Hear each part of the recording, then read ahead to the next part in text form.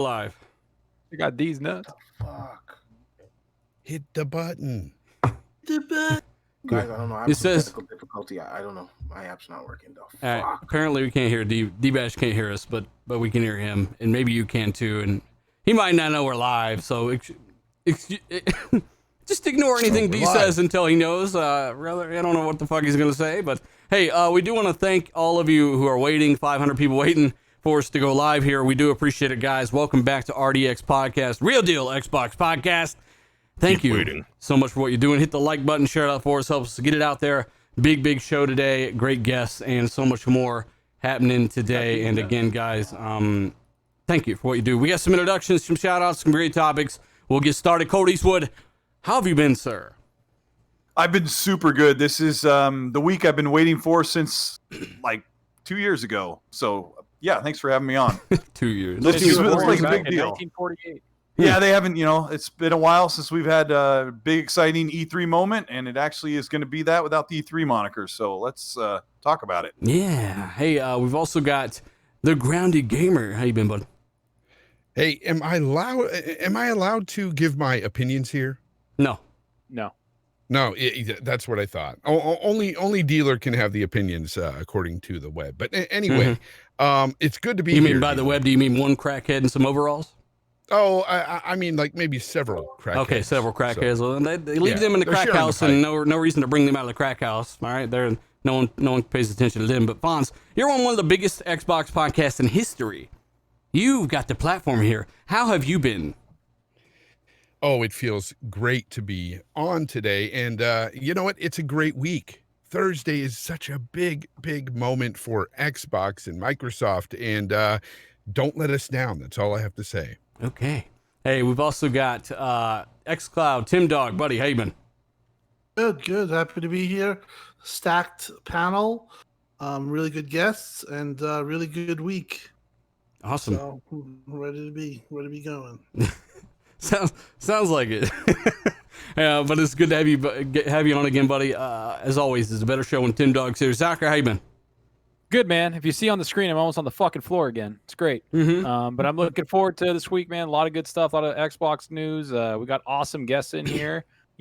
Crashing Smasher. I don't know what we were saying earlier, but it's gonna be great, man. Good, and chat's on fire. You can just already tell, bro. Yeah, it is. Shout out to the chat, everybody saying my name, especially in all caps. Appreciate it. I'll shout out to all you guys. Game Bread, he says, can't wait for Thursday's show. Halo and more. Thank you so much, sir. Remember, guys, the shorter, the faster these super chats, the better, more likely I am to get to them.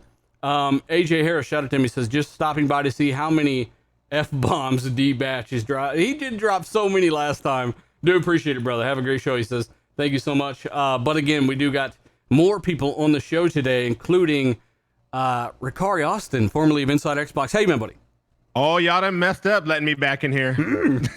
But I've been great. I'm glad to be here. Thanks for letting me crash, even though there are other people that are far more deserving of the spotlight.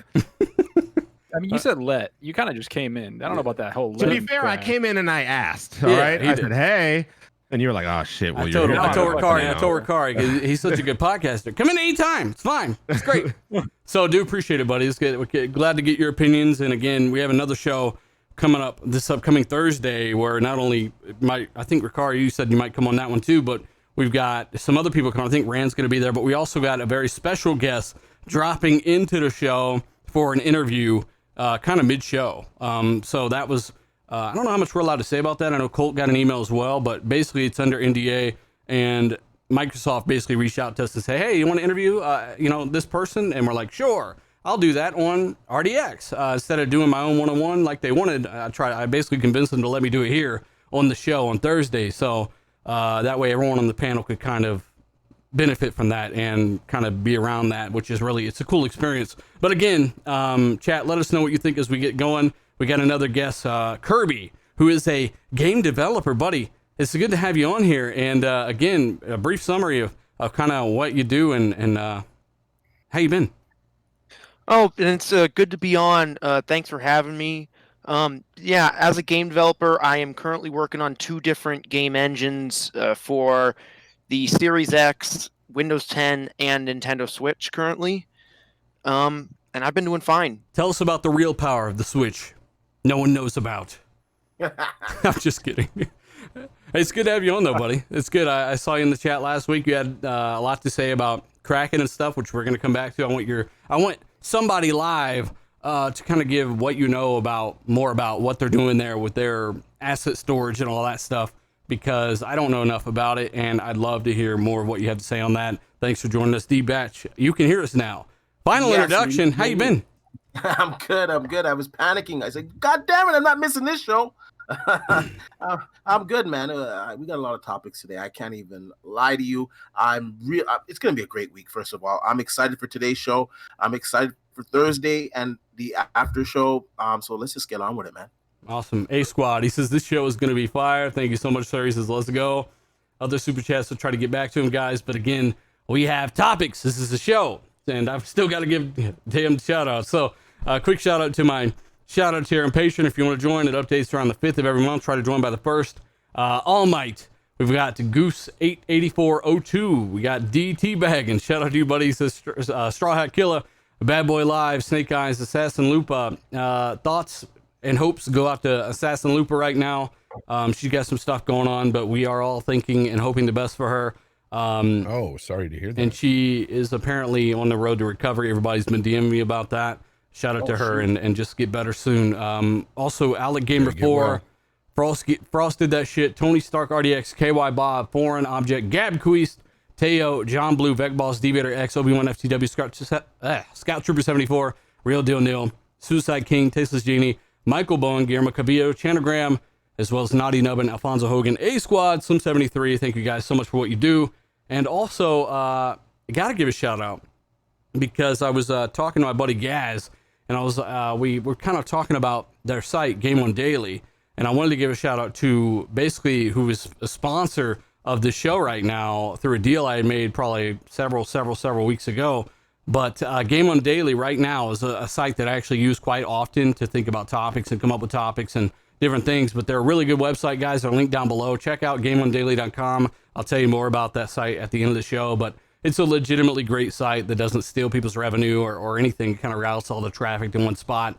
And that's GameOnDaily.com. Check that out. Again, link down below. Shout out to Gaz and the team there. Great guys. You'll see me throwing some stuff up in some regular videos for them because, again, it's legitimately a great product there. And I just want to remind everybody, because I keep getting questions, we are doing another podcast this upcoming Thursday. We'll have a very special guest dropping in for probably 15, 20-minute segment and doing an interview there, recapping and getting thoughts on the Xbox show after the fact. So we will have a show probably an hour after the Xbox show, and I'll update you there on Twitter. So, again, hey, Colt Eastwood, for some reason, Xbox they've given up on the original Xbox and the Xbox One X, and they've stopped making them. They're discontinuing production of those, and it just came out of nowhere, Colt Eastwood. I don't know what to tell you. I mean, this is just a weird turn of events, huh? How would we ever think that would happen? I don't know. Weren't they putting out a new console? New console generation? You think aren't people going to be very confused because all the SKUs on the shelves and grandma's not going to know the difference? Well, I mean, I said a few months ago on this podcast that by the time these new consoles hit the shelves, you won't see current model. You won't see Xbox Ones or PS4s on the shelf unless for some reason that Walmart couldn't get rid of them. They'll be long gone by then. I think this kind of goes in line with what we thought, and there's much bigger and better stuff. It's just that Xbox wants you to, if you didn't want to upgrade, they're still letting you play games, and guess what? Half of the big publishers are also going to put their games on Xbox One and PS4 the first 6 months or first year of next generation. So, yeah, not a big surprise. No, not at all. I've been saying this for well over a year. They're going to phase those models out. People are like, "What do you mean they're going to?" It's so weird to. Like they did the original Xbox when the S came into production, right? They're like, hey, get this VCR for $25 off. And that's all it took. And they sold them out and they replaced them with a new model. They're making room for Lockhart. They're making room for Xbox Series X. And again, those two 100% real. We've been saying this forever. Very interesting to see people's reaction and how it was a surprise to some people. I feel like it's common sense. Tim Dog, we had talked about this behind the scenes with certain executives, and things were being said, and we're like, man, I don't understand how people don't see this coming. Why is this such a weird thing? Yeah, Yeah, well, I mean, I think that people were saying that they were going to have 5 SKUs and nobody was going to know what to do and it was going to be a big problem. Well, this is a solution. You don't have 5 SKUs. You have 3 SKUs and you have the 2 series that they're going to have. So it was just, I mean, it was something that was expected to happen. Maybe they did it a little bit earlier than you'd think, but that just means that they probably have a lot of stock out there that they can pretty much get through till they launch.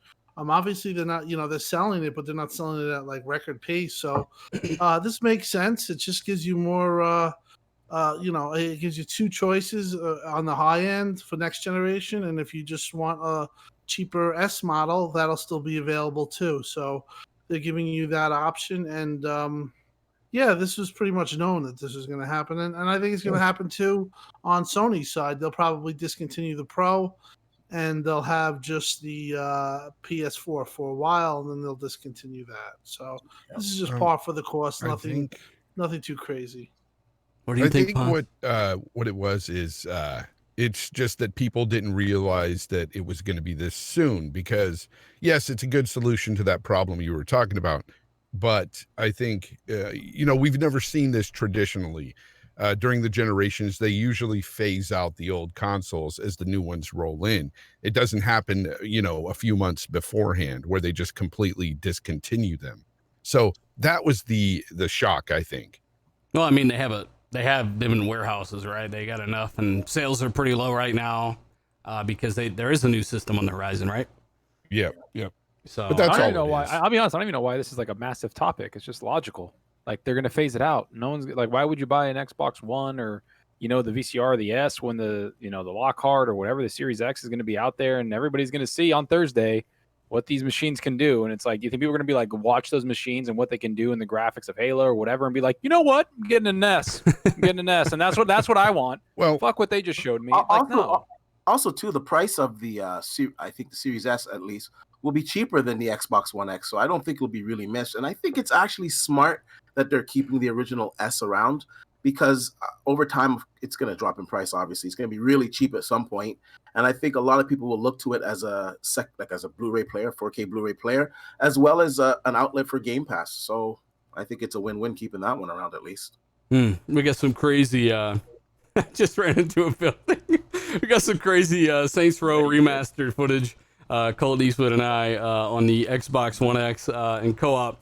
This game is nuts. Again, guys, thanks to 2,000 people already joining us live. Hit that like button if you haven't. Hit the retweet, hit the share. We do appreciate it. And shout out to Tim Dog's Mind, which blew out the back of a skull. No shit. We've got. I don't want to make this a big topic. I thought it was worth mentioning because I get so many requests to make a video on it. So I mean, again, since we're saying it so much further ahead of seemingly everyone else is what I'm told. I can't believe that no one else is saying it that far out. It's common sense. We figured we'd make it a small topic, and hey, usually if we say something, it's not for no reason. But again, this is like anybody could have said this. Ricari, I mean, you're again, as somebody who used to work for Xbox, and you're seeing all this stuff move along. You understand the plan. You get what's coming, and I mean, this isn't a surprise at all, is it? Like it was touched on, the surprise may be how soon it happened, but I feel like this is tech in general eventually. I mean, look at video cards. I got a 2080 Ti in my PC right now, and I'm already hearing talks of a 3080 Ti, and I built my machine 3 months ago, and I know eventually they're going to stop selling things. Like, it's just the way of the world. But so be it. There still will be options. There still will be choices. The only thing that gets tough to navigate and circumnavigate is that we don't get to see the entire plan. We get to hear bits and pieces, and I'm kind of touching on them removing that 12-month gold offer. Right? Shit. We have no idea what or why or what the end result will be. All we know is the here and now, and sometimes the here and now can be kind of bumpy. So yeah, not a surprise. It's gonna happen, but it's all part of a plan, right? And why would they skew out both of them? I don't understand why skew out both of them. It's so weird. Why? It's almost like there's two. Okay, next topic. So again, nobody gives exactly. It's really no one gives a fuck. It's common sense. Like, they're skewing them out, and it should be pretty interesting. Speaking of interesting, Spider-Man PS5, Miles Morales standalone DLC, which is basically what it is. They said it's about 5 to 10 hours because they said it's about the same length as The Lost Legacy. And we know that's about 5 to 10 hours. So, again, you're not supposed to speculate, though, It's a dealer. full game, dealer. It's a full game. Hey, it's also my channel. I can tell everyone else to fuck off. That's what I think it is. I think it's standalone DLC. I don't even know if they'll sell it full price. As a result, I don't care. I'm playing it day one. It's like standalone DLC isn't an insult. I enjoyed Lost Legacy. I know Colt did.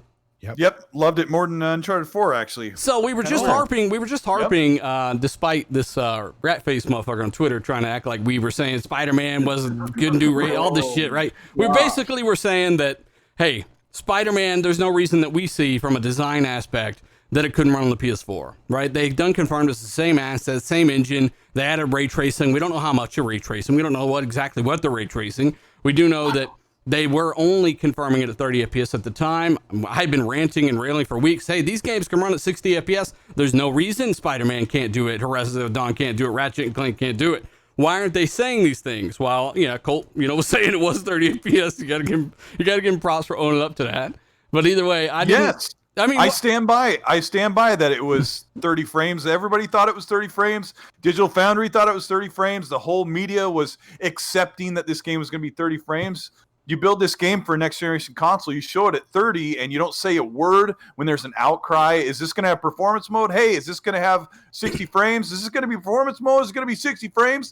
And Insomniac didn't say anything, so everyone assumed, and even the Sony hardcore fans were saying, 30 frames still going to be beautiful. They had accepted it. Yep. And so when it came out in performance mode, I spoke up immediately, said, I am so glad they're doing this day one, as always.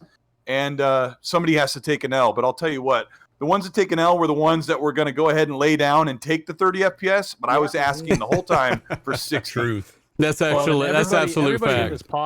Everybody in this podcast that posted or anything said, demand better, you get better. Like, that's all we wanted. Is just, you know what? Push the systems. We want to see 60. That's something that should be a standard next generation.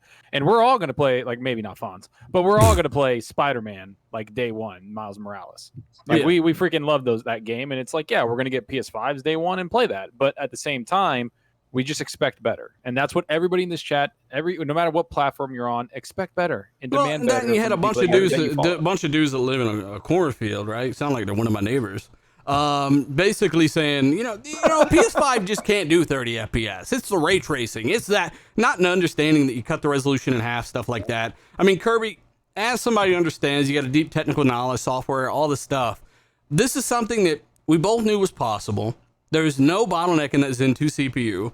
It would be GPU related, which means they need to scale the resolution down, which might be why they worded it 4K/60 FPS mode.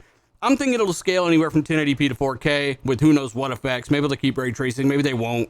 But what are your thoughts on this 4K 60 mode and what you expect here?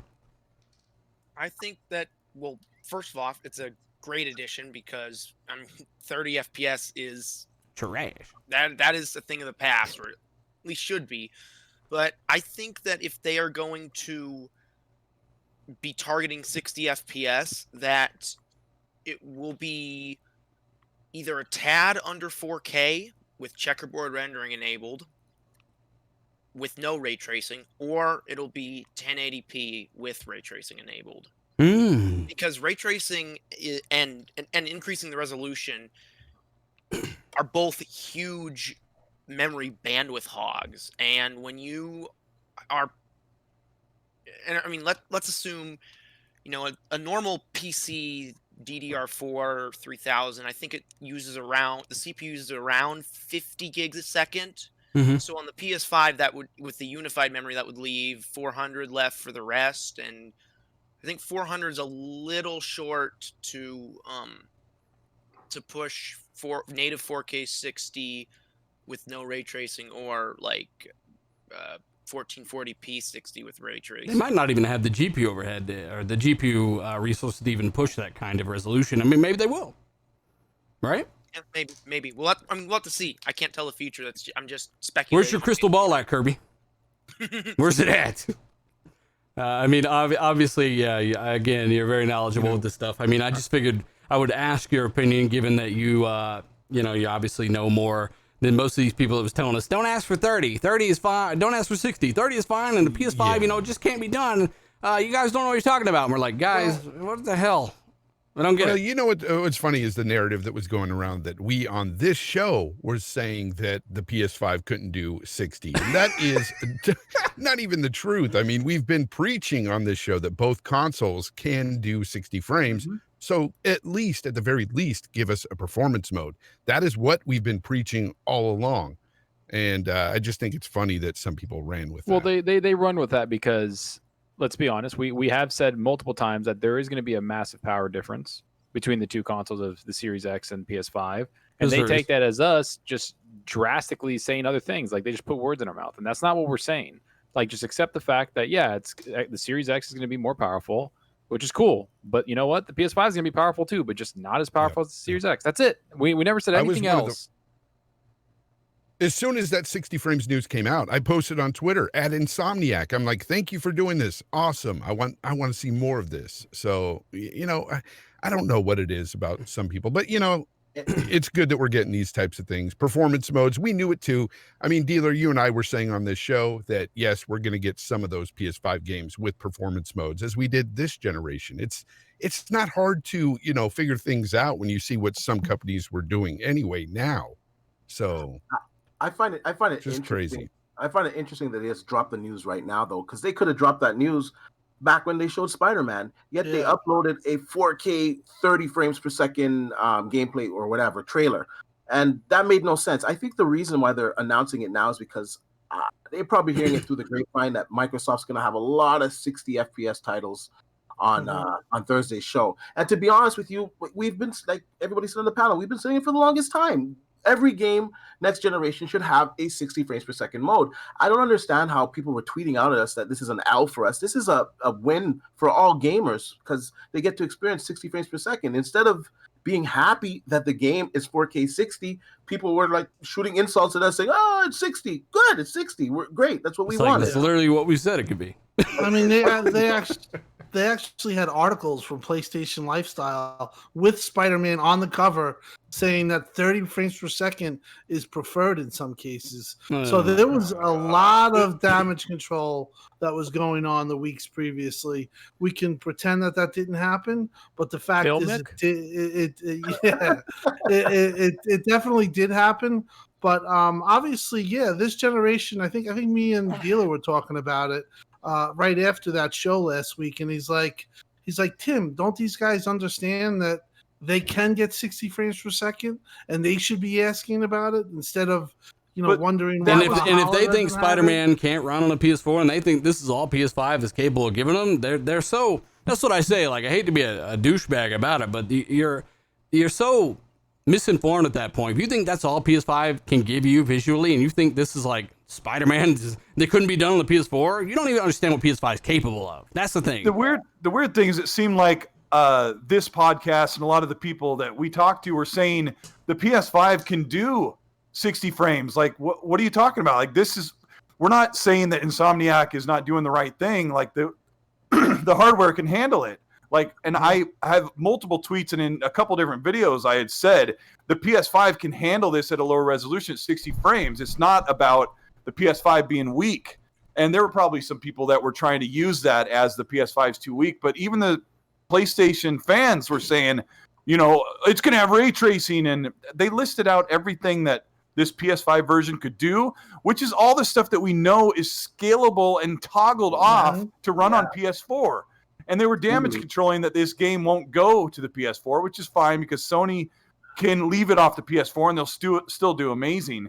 But you can't turn around and then make fun of Xbox for selling their games. That's the problem with trying to, for one, educate a lot of people that don't even watch this stuff themselves will believe an idiot who clips something or lies about what we say. And I'll end it there because we're harping on too much of what people that really you can't help because they got all these opinions that don't inform themselves on what's actually said. So really, we're losing by wasting our time on people like that. Yeah, we are. At the end of the day, you can either, if you're in the chat and you think that we've said stuff that that we're saying we didn't say, and you know to yourself that you didn't watch these episodes, you don't actually know yourself what was said, then I'd say that makes you the moron, right? I mean, what else can you do? Seek out the knowledge yourself, or, which we're telling you is there, which the entire chat will tell you is there, or you'll go believe someone who doesn't watch the show or hates Xbox or lies on everything we say. Like, it is what it is. Shout out to Yawn Films, by the way, for becoming a channel member. Shout out to you, buddy, and everyone who's left a super chat. We'll try to get back to those nanopolymath, leaving these chat stickers and stuff. But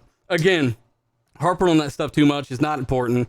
There's a lot of people here. There's way more people that are informed, like ratios through the roof, all that stuff. I'm not worried about what a few hundred people on Twitter that don't know anything anyway, especially when it comes to x86 and what graphics are scalable and what game design is and what's held back and how much power can do what and what's smart shift. Does that mean the PS5's at 10 teraflops at all times? That's the thing. Like, they're always at a 10.3 now, no matter what. Not understanding that that's going to get, that stuff's going to scale down, and maybe we'll go ask Kirby more and more about that. But again, we already know what smart shift means, why they did it, how Microsoft actually considered doing it themselves. We know a lot of this stuff that these guys have no clue what the fuck's going on. So again, yeah, it is what it is. I don't want to harp on it. We'll just cap it with that part. But Spider-Man PS5, again, as we've said, it could do, as we've been asking Insomniac to do, and all Sony first party to do, make those 60 FPS options available. There is no reason not to. There's no bottleneck there. Yes, if you have to ramp the CPU to do it, yeah, your GPU will suffer even more because you'll be down in the 9 teraflop area, but you can still do it, and I'll still play that way every time. Again, it's a good move by Insomniac, by PS5. Frame rate is one of the biggest things with this new consoles. There's a reason Microsoft are doing what they're doing on Thursday's event. We'll talk more about that. But again, let's go into these big Xbox Live changes real quick. I want to talk about this because this is one of the more interesting things happening. Ricari, I'll kind of start with you, and then we'll bounce around here. But Xbox Live, they're changing. There's big changes are coming. And apparently they've removed the option to do particular subscription plans. We know that they've taken Game Pass Ultimate, again, as we've said they would do forever ago, and incorporated Game Pass into Game Pass Ultimate at no extra charge. So for $15 a month, you get xCloud in that. And I mean, there was some stuff going around on the inside. People saying maybe they're going to make Live free, maybe they're going to do X, Y, or Z.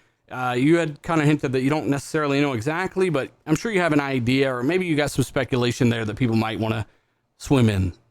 The speculation is just that this was done by consumers for consumers, and that it's ridiculous to pay for Xbox Live anymore. And mind you, this is total conjecture, right?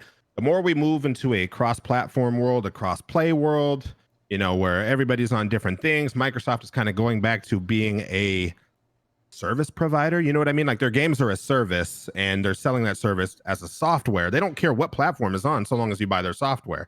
I see this as a slow push to stop people from re-upping their Xbox Live, so that way they can start to introduce more services that do have clout, something like a Game Pass, something like an xCloud, because again, folks don't need to pay for an online service to play their games. There's too many platforms that let you do that for free. Well, isn't it weird, Ricari, that you can? I could be wrong. You can play Halo Infinite when it comes out, right? On your Xbox, being a party. For one, party chat's behind a paywall, which again we've said over and over. And that's ridiculous anyway. You can just get in the Skype app and talk for free, absolutely free in the same box. But you can be in a party on Xbox Live. You got to pay to play online, blah blah blah. But then you can just shut that off. Get on your PC on HDMI 4, boot up Halo Infinite, jump in a party in the app for absolutely free, and do the exact same thing for free on a different platform right next to your Xbox. Yeah. Yeah, and that's why we've been harping on the keep whole people on the Xbox. Like, that's what they will do. And if that means removing the need to pay for Xbox Live now, it would be ridiculous for them to say, hey, we're getting rid of this because we're going to make this free later. They're still going to squeeze some money out of you. So they're not going to tell you exactly what it is they're doing yet and why. But that's my best guess is. So, Ricari, is that why that's why they left the 1 and 3 month option up, so they can collect some subscriptions until the launch of the new console? I have a sneaking suspicion that most people, and this is just watching trends and how people buy, I think more people spend money on 1 month subscriptions than they do 3 or 12. I think it's easy to take away the 12 because people are, like, it's easier to sell somebody on $10 once a month than it is to say, hey, give me 60, or, it used to be 50 or 40 or whatever. You could most people aren't like us. Yeah, most people aren't like us. The jaded few. We think we're the norm that say, oh, I'll get a code for $45 on Amazon or something like that, and I'll get my whole year, and then I'll re-up the next year. Ricari's right. Like, the people that, you know, I'm going to play FIFA this season, or I'm playing Call of Duty and I need Xbox Live, and oh, it's out, I'm done playing Call of Duty, I'll go do something else. And they're probably the majority. That's weird. Well, And you know, it's not Xbox that did this first. This is definitely a marketing trend, right? Let's price something that's you know, simpler at a lower, or I mean at a higher price, but they have to re-up more often. Like, this is something that's proven to work. So yeah, that's my guess. Think about I could it be too. totally wrong. There's another way to get Xbox Live as well, and that's called Game Pass Ultimate. So it could have something to do with their repositioning of Xbox Live as a whole, and the fact that they want more people to have access to xCloud. Because remember, that's their main goal, is to expand gaming out to every smart device. And if you don't have Xbox Live, then you can't play those games online anyway, and you're just kind of restricted. It's like you're getting half of the program, right? They want to smash that all under one thing, so it's one purchase. It's no longer just buy Xbox Live Gold. It's potentially, hey, buy this and you have that, but you have everything on xCloud. You got all your console streaming, all that stuff, right? Chat, let us know what you think about that, by the way. Let me jump in. So I honestly think that what you just said is completely perfect. Like, it is like Game Pass is an awesome service. Game Pass Ultimate's awesome. All that stuff is awesome. But I know people that just have Game Pass, and then they're like, "Oh, why can't I play with you on my Xbox?" I'm like, "Because you need Live to get in thing or whatever." Any friends? And they're like, They're like, "Wait, so I have to buy another thing?" And they're like, "Oh, that's stupid. That's a pain point. That's a pain point for the company." But people that have Game Pass on PC, oh, they love it. Everybody I know that has PC has Game Pass, and they re-up in an instant because that does like, it's such a good deal that they're like, whatever. And then of course we could get in Discord, get in whatever other one for free, and then play for free online.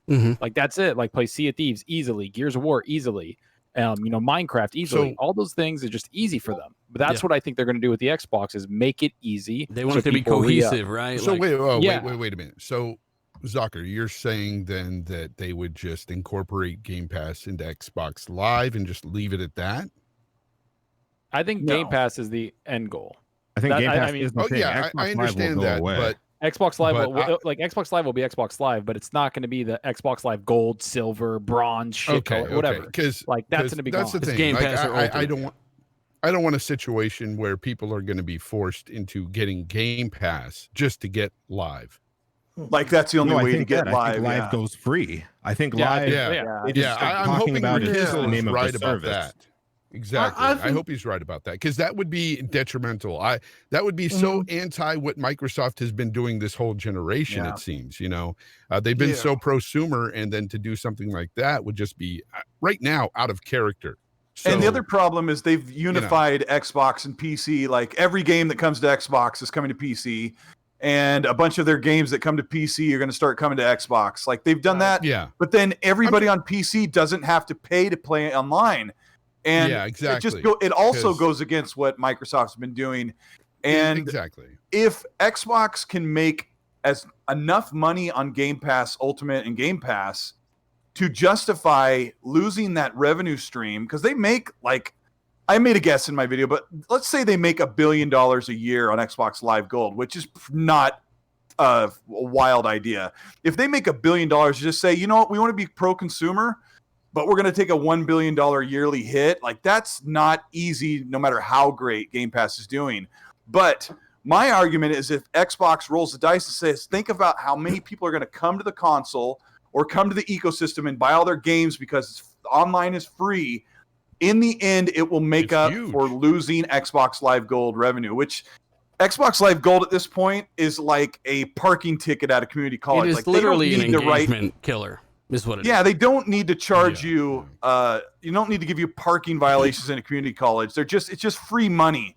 It's just waiting to just pick from people. And Xbox relies on that revenue as part of their revenue stream, and it needs to go away for the way that they've been unifying things. And we've been asking for them to do that. And they've got that paywall. Especially that multiplayer. It's going to help everybody. It's going to help everybody, right? Because what usually, competition, right? If Xbox does that, where Xbox Live is free, you not think Sony's going to pay attention to that shit?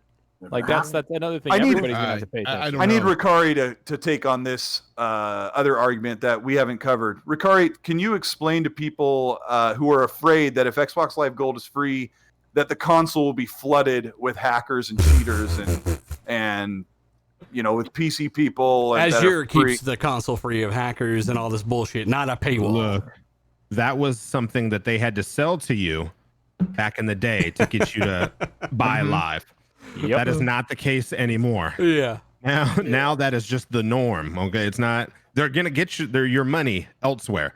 That's why they've built up this bit with Game Pass. So it's a good like PR perspective to say, you know what, we're joining the race. Like you can play any game on Xbox Live, which is still the name of the service, for free. By the way, we've got these other subscription services.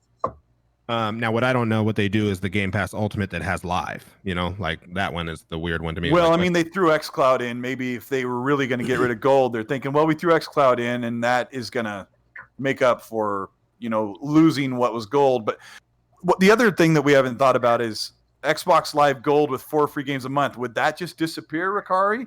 Or would they hope so. Or would they still offer Xbox Live Gold if you just want exclusive gold discounts and 4 free games a month? I say that disappears because look at the quality of the games that have been coming in the last 6 to 8 months. And they do cost them money, right, Ricari? It costs them money to provide games with gold. So if they get rid of that, plus take the hit on gold, it's more feasible, I think. I don't think they're necessarily looking at the money from games with gold or anything like that they lose. Actually, that's better for the developers, obviously, because they get more eyes on it. The developers get, I think they get paid for the people that download, or maybe each contract is different. I don't know. Either way, usually more eyes on a product is better than no eyes at all.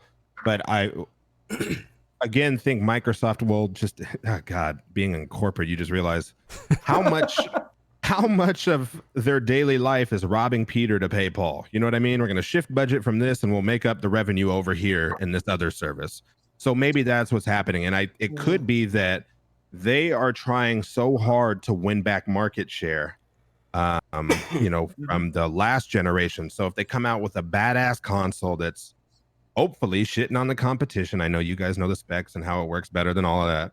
And then have it at a great price point. Oh, and by the way, our services cost has gone down too. So that money that you were spending, you could put towards this. Like that's You thought that backward compatible. You thought that backward compatible announcement was an applause from E3. Like, imagine what it would sound like if they said Xbox Live is now free for everybody. I'm sorry, but I've got to do this. Tim, 3,000 live. Tim, let's hear it. What the fuck? We were all waiting. We're like, yeah, points done. Right? I didn't even notice that. I just saw the chat. The chat's keeping up with shit better than I am. Yeah, 3,040 people watching live, guys. Hit the like button if you haven't. Share it out with somebody you know, maybe a grandma, maybe she's into gaming. Of course, hit that like button, and we do appreciate it, guys. The chat powers the show, makes it what it is. Frost did that shit. Shout out to Dipsy Doo as well, who kind of thought maybe it could be a next gen thing. You didn't have to pay. Also, Frost did that shit. He says, how would xCloud work globally if Xbox Live isn't free globally? Yeah, and that's a really good point. But remember, Xbox Live itself doesn't cost money to have. Remember, they got a silver and a gold. It's the online multiplayer and the party paywall. You can still buy stuff and you can still stream stuff. It's just they need that to be a cohesive experience, and I think you're onto something, Frost, by even bringing that up. Also, Kendrian, who says 4 billion is estimated they make off services. Whatever, yeah. I mean, hey, that could be very much the case, brother. Sorry, I'm trying to get back to some of these super chats. A lot of them we missed, but I'm gonna try to get a program too that pops them up on screen for you guys. That way, if I can get to them, you know. But again, 3,100 almost watching live, guys. Hit the like button, share it out. We do appreciate it. New record, and we are Nano Polymath. Shout out to you, brother. Do appreciate it. We are moving along. Again, Xbox Live, they're doing something big. We don't know exactly what it is. We heard some things behind the scenes. Not gonna throw it out there because, you know, like last week, I said something about WB, and I talked to a certain person, and we kind of cross-confirmed a few things, and we're like, here in X, Y, and Z, you know, take it with a grain of salt. I still heard people saying I said 100% is confirmed. That's not what I said about WB. Now, again, this is a pretty good source, but you just gotta kind of slow down and really listen to what we're saying here. Xbox Live, something is happening with it. We're just not sure. But either way, I don't see it being a bad thing for the consumer. Yes, Fonzie? Real quick, before we move topics, I just want to say that, you know, I'm a huge fan of Game Pass. A lot of us are here. And, you know, even though I love Game Pass, I just don't want to see it forced on people. Yeah. I really don't, because I've already heard a lot of backlash from that, and it's not going to be a good thing. Yeah, you don't want anything forced on the consumer. Can I just put a point on this too? Yes. One of the things I've heard is that they want to kind of get people in line on as far as getting people, caught up or in a certain area for whatever they're planning. But one of the things that you have to consider too is this is all obviously building up to do something. Next month, you're going to hear a lot about Xbox All Access and a push with that. So something might be announced then, or maybe you get a better idea. But with what's going on, because I had asked about it, it's going to make sense as time goes on. So I guess that's where we're all heading. That if they do at launch say it's free, that is huge. But it just might be something too that they're rebranding or they're incorporating it with All Access. I don't know. But that's a good point. It could be just small as hell. Yeah, so I would just wait on some of this too. I don't think they're going to be putting up a paywall of $160 for Xbox Live for a year. I don't think they're doing that. I think it's going to be something that's incorporated or what we're all talking about. But I would also wait for next month. There's going to be information on some of the pricing and All Access, so I will wait for that too. Shout out to Santoin as well for becoming a channel member. If you want to become a channel member, hit that join button next to the subscribe button. Do appreciate it, guys. It all really helps, especially kind of during a pandy. But again, we do appreciate 3,000 plus watching live. I want to throw this one to Colt D, and we'll get some Kirby action in there. I know Kirby's probably taking a nap. Obviously, he's being respectful and trying to. He knows we're ranting and talking a bunch of shit right now, but basically, there was a Sony engineer that kind of came out and talked about PS5 and RDNA 1, 2, 1.5, all this crap, mix and mess features for the PS5's architecture. Again, I've said it over and over, like, this is a fully custom box. I don't really give a shit what it is. It's RDNA 1. I think it's a hybrid. I've always said that. It's a hybrid of the two. And people have accused me of saying it's RDNA 1, RDNA 2. I've said it's a hybrid of the two. Just because I'm reading a fucking article doesn't mean that's my opinion. It's a hybrid of the two, in my opinion. And a Sony engineer came out and talked about how Sony definitely had this box planned for perhaps something a little earlier, and they had their stuff out a little earlier. So they have a mix mash of different technologies from AMD, whereas Microsoft, according to some things we know, have waited a little bit longer. And I don't think it's a bad thing. Again, I'm really hoping there's a price difference between these two boxes because, that SSD is going to eat up some of that cost of the PS5. But man, there is, again, we've been saying it for well over a year at this point, a year and a half, something like that. Like, there's a pretty big performance delta between these two boxes. And you guys, I guess we'll have to see. But Colt, what's the story behind this engineer and what was said with this whole RDNA thing? Yeah, he was talking behind the scenes to someone on Twitter, and his initial reaction was that PS5 is based on RDNA 1 and then added features from RDNA 2, which goes in line with things we've been hearing behind the scenes that you kind of touched on that we can't really talk about yet. Which is why we said that PS5 had RDNA 2 features from the beginning, because ray tracing is an RDNA 2 feature, right? So yeah, and the problem was back in January, you and I both reported on this hardware test from GitHub that was pretty accurate in a lot of ways. But the funny thing was the hardware test basically detected the PS5 dev kit as RDNA 1. And that's what it was labeled. And then we heard during the deep dive that it's RDNA 2. And everything just really pointed to, like they're saying in the chat, an RDNA 1.5. But the other thing that we can't elaborate on, like you said, that it sounds like Sony was trying to get the PS5 ready for 2019 and then started to hear whispers about Project Scarlett and where it was targeting. And they decided to, kind of relook at the drawing board and wait for extra features. And that's why the PS5 is boosted. Because it sort of looks like a 9 teraflop GPU that is pushing a variable rate up to 10.28 teraflops. Depending on what the CPU say, yeah. So that's basically it. And you can call us or me a liar. You can get upset about that tech information, and you can take it personally. But I thought that the PS4 or PS5 would be a $400 console, and dealer explains to me that SSD might make it a little more expensive, and like it's just a really weird situation. For one, you've been on both sides of that fence, cultist. Okay, You've been on the 4, and then you break dance to the 500 mark, and then you backtrack to the 400 mark. And I will openly admit I am breakdancing all over the line between $400 and $500 because it really is a curveball when you look at how this is slightly older tech being upgraded to current tech, as compared to the Xbox Series X. And I mean, if it's 400 or 450, it's still an amazing console. Xbox will just be the place to play multi-plat games for your console owner. It's just how it is. Nothing new, like over the past 3 years, right? So yeah, and that's okay.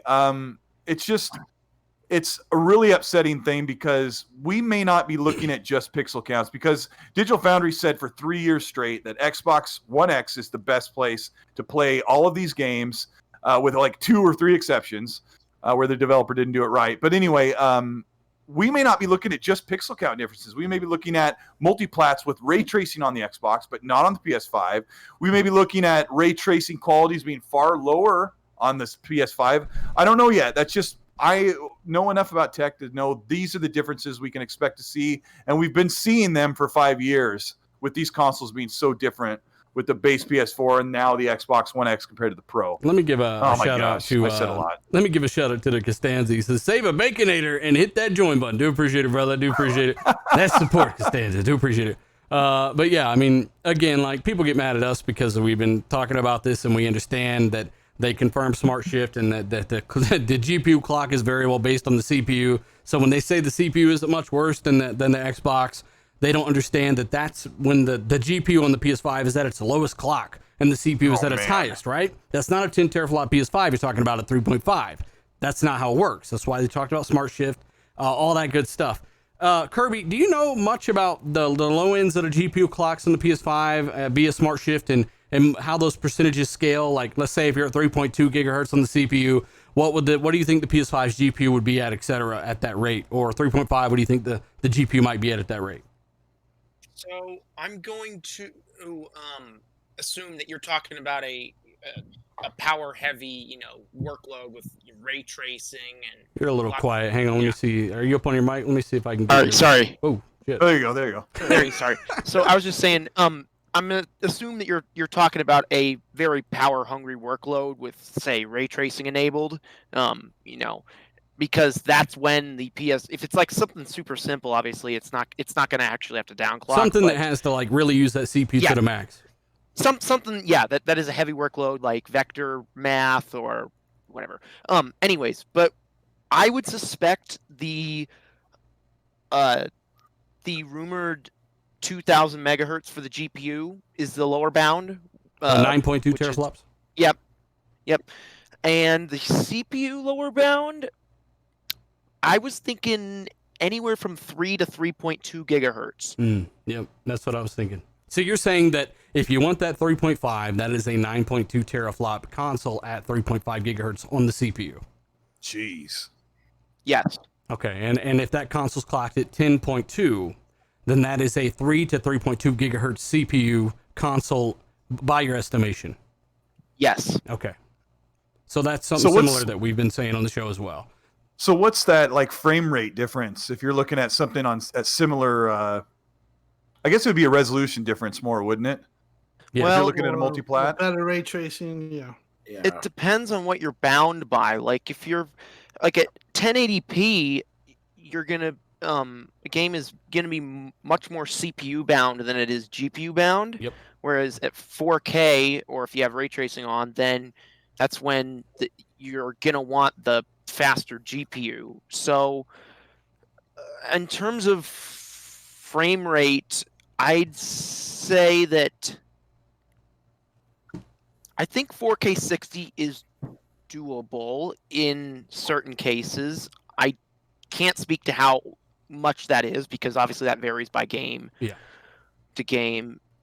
But I don't know about too much above 60. That doesn't seem like a reasonable expectation. So I'm thinking that Dirt, which again we have talked about how PS5 will have a few 120 FPS games in the past. Dirt 5 is one of those, right? And of course, people that don't watch the show obviously said, "Oh, I thought I couldn't do 60." Like, we never said that. We said it could do double 60. But anyways, Dirt 5 confirmed at 120. And I'm thinking that's probably a 9.2 teraflop mode there because the CPU demands the draw calls needed to hand that many frames out that quick. You might see a massive delta between the Xbox Series X 120 mode and the PS5 120 mode because that's a 9 teraflop system versus 12.2. Just to get that CPU up quick enough to really hand out all that stuff at 8.3 milliseconds. Yes, that would make sense. In addition, the mesh shader technology further reduces CPU workload and improves GPU parallelism. So that is going to be another big win for the Series X when it comes to pushing high frame rates, like above 90 FPS. Hey, Kirby, what about the variable rate shading? That's also going to assist with the ray Oh, tracing. yeah. Well, that's more for GPU limited situations, but that will definitely help. Yeah, and that's on top of dedicated silicon just for ray tracing on one, whereas the other we know is much more of a software type solution, correct? Yes. Okay. And also those that you just said, the VRS and the mesh shaders, they are technologies RDNA 2 that Xbox seemingly has, and the question is or it's the jury's out on PlayStation if they have them. See, that was the whole debate. What started this whole is the PlayStation 5 RDNA 2. I watched this whole thing unfold in real time, and I gotta say, when it dropped, it was like a holy shit moment. I ran straight to my computer, man. D-Batch's feet were on fire trying to build a video. Holy I was the M&D. And to be honest with you guys, at first I wasn't gonna do it because I'm like, holy shit, this guy's gonna lose his job. But it was like everywhere. He said, "Fuck this guy's job." I just had to get into it. But I'll say this: the writing's kind of been on the wall for quite some time because, first of all, we had the stuff from GitHub. GitHub, like Colt said earlier, it referred to it as RDNA 1. Also in GitHub, there was some revisions there. There was a big revision to their APU, and that kind of indicated maybe they were going to come out earlier, like I said earlier, like in 2019, and they decided to pull it back. And then when you look more and more after they announced their Road to PlayStation 5 event, no mention of variable rate shading, no mention of machine learning, no mention of mesh shading. More question marks came up, and now this gentleman says what he said, like. Come on, where there's 1 + 1 = 2. Now, if Sony has these features on the PlayStation 5, why would they not mention them? Digital Foundry actually looked at some of the trailers and some of the gameplay footage that we do have for the PlayStation 5, and they saw no trace of variable ray shading. The ray tracing was there, but even the ray tracing was at a lower resolution. Some of the reflections and whatnot. Some of it was checkerboarded too. Checkerboarded ray tracing. I think we'll see on all systems, but still, it's pretty interesting. And I'll say this: Sony, and we should all know this. Sony is the type of company that if they have an advantage, they're gonna let you know. Like I said, I think I said it last week at the launch of the Xbox One and the PlayStation 4. Right after Microsoft botched that launch, they were ready 20 seconds later saying this is how you share games. So Sony's not the type of company to sit back and just let people think that their system is weaker. This is kind of like the Xbox One launch all again with the stupid secret GPU, and you had some users saying, "Oh, it's got a secret GPU," and Microsoft is just waiting to hit that switch, and they're going to reveal their secret GPU. No, if the competition has revealed their system completely, and it's looking to be more powerful than your system, if you have anything to combat that, you're going to release that information. I think what Sony did here is they put all of their eggs in a, well, I don't want to say all their eggs in the same basket, but they really concentrated on the SSD to make it extremely fast, only to find out that Microsoft also made some implementations to their SSD to make it really fast. And I guess we'll get into this in the next subject, and Kirby can chime in on that. I think at the end of the day, I think they're both going to be really close, man. It's very telling, right? Like you were saying, D. Like Sony does, like what's where they were famous for this whole generation. Xbox announced something, next day they'd announce something and be like, "Well, this is better." Like that's all they did, and they haven't done that since Xbox has shown the Series X. And this Series X, they've been very transparent with it. We've talked about this multiple times. They give the YouTubers, bro. They gave the YouTubers like the whole thing. Like they opened it, put it together. It's more than that. It's a chess match. They're like, hey, we know Sony are debuting PS5 specs here. The day before, we're going to talk about how we have locked clocks. Yeah, and it's like it's just freaking hilarious that like now it's like with this velocity architecture, all this other stuff that like people are like articles are coming out being like Xbox might have an SSD that closed the gap more considerably than we thought. And it's like, what do you what do you think? You think Xbox is here to fucking play games? You think they don't remember the last 6 years? It's like, no, they do, fuck faces. That's what's happening now. Hey, real quick. I want to come back to D-Badge slinging a flail on his living room in a second, but I got to give a shout out to Black Manta, become a channel member. Appreciate it, buddy. Dark Phantasm. Do appreciate it, buddy. Pure Skill. Appreciate it, buddy. And, of course, Cloud Practitioner, who says he thinks Sony got caught flat-footed. That's the bottom line. He thinks they got kind of caught off. And as a matter of fact, it's not unreasonable to speculate that Sony knew, because, again, we were the first ones talking about why they were going to be stuck at 36 EU for hardware back compat. They knew that this was going to happen. This is why they've tried to clock it up to 10.2. I think they had some budget left over. They said, you know what? We can get one edge, and that's an SSD. It's going to be a little bit more expensive, but it'll give us a marketing edge or something to market the system on. And also, because think about it. We've talked about this. When a game is built for a 7200 RPM hard drive on the PC, or even a minimum spec of a SATA-driven SSD, which there's not even a complete game out there that does that right now, I don't think. That's still not even a fraction of as fast as the Series X SSD, especially when you consider, not without even adding the velocity architecture to it. So what games will really leverage the PS5 SSD? Of course, those that are only on PS5.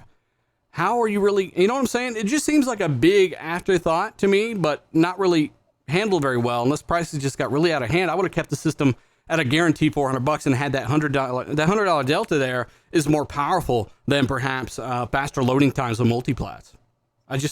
That's how I just don't understand why they've overextended. Kirby, do you because you know how that's how it works. There's a common denominator in development. And if your game works on PC or anything other than that 5+ gig per second SSD, you cannot build your game design around that SSD. It has to scale down for whatever else you're building it for, which basically means PC. How do you feel about that as a developer? Yeah, I think that one of the things that all developers have to consider when making a game for PC is what the minimum requirements are. Like, I believe it was a couple patches ago, Minecraft Java dropped support for GPUs that didn't support OpenGL2, which is like ancient API and standard. But that was, and because the original Minecraft, when it came out 10 years ago, was designed to run on a toaster of a PC, and that was one of the kind of design choices they had to make with the game when they were making it first was, oh, well, this needs to run on real low end hardware. And then you see this is even carried over to more modern games like Cyberpunk 2077 for PC requires DirectX 12 video card. You can't use a GTX 700 or whatever. What is that? That's a 900 series NVIDIA and up on that side, right? Mm-hmm. Yep. And I don't remember off the top of my head what. So why do you think that Sony put so much money behind this SSD, knowing that it can't be leveraged to its fullest in game design? Not graphics, because everyone knows it's not going to do much there. Game design for 99% of games out there. Why do you think they put so much money behind this instead of maybe having a price marketing or more of a price marketing edge? That is hard to say. I mean, I'm not a Sony engineer or executive, so. But if I had to guess, I would say that it would be just so they could have that, like you said, that one thing to grab onto and push. Hey, by the way, we've got to give a shout out to 3,300 people watching live, guys. Hit that like button, share it out for us. We do appreciate it. Subscribe, hit the bell icon as Kirby drops the hammer of truth upon the skulls of so many. By the way, Kirby, people are going to be very angry that you acknowledge common facts and math, and because you know your stuff. And we've had multiple developers on the show, and every one of them have repeated what we've said and our ideas. All right, it's great because sometimes we get lost in the fact that we're taking tech advice from guys on farmersonly.com, and it's nice to have you come in here, Optimus Code come in here, Chris Grimmel, who is a Sony developer, coming here, and others, Bill Stillwell, and just everybody come in here and basically say the same things that we've been saying, that we don't know what we're talking about. So I don't feel like this is very hard. I'm not one to put myself out there on a limb if I don't at least have an idea. And if I don't have an idea, I'm going to ask someone and double check. And again, that's why we like having people like you on. I think you're right. It could be a marketing thing with the SSD. And I mean, Tim Dog, is that what you're coming to the conclusion of? I mean, you have obviously more information than most people know. And kind of know that this is Sony are doing the best with what they can from basically what is 2019 hardware. And they're giving developers the scale on the GPU or CPU, but in the end, it's not, when you scale that GPU up, you're losing CPU overhead, and vice versa, as Kirby quadruple confirmed on the show. Well, I mean, as Jason Ronald said in an interview, I had to ask that question internally. Xbox did look at the Smart Shift, but basically they said that it was for the extra work that was needed. The gains were not worth it. That's why they didn't elect to do it. Obviously at 12, and you see them talking about locked and sustained with the SSD technology, that they've given the developers a top end threshold to work with. It's not variable. They've basically given them the top of the top of the mountain, as you could say, or whatever you want to work within. So from a developmental aspect, they say it's easier for sustained and obviously sustained clocks and lock clocks. One of the things though, I've heard that story, and I have heard it several times that they were going to release in 2019 and then they held off. And then they've added some of the features with the revisions. But I can tell you this much. Xbox locked in their hardware way after Sony. And one of the reasons, from what I heard, is Xbox waited for the specific full features of RDNA. I believe, which would be machine learning, which they're using a lot within their backwards compatibility, but the machine learning too is huge for scaling when textures, they right? And also for when they put these things in the cloud. Basically, you could use that these Xbox Xbox Series X server blades. Cloud.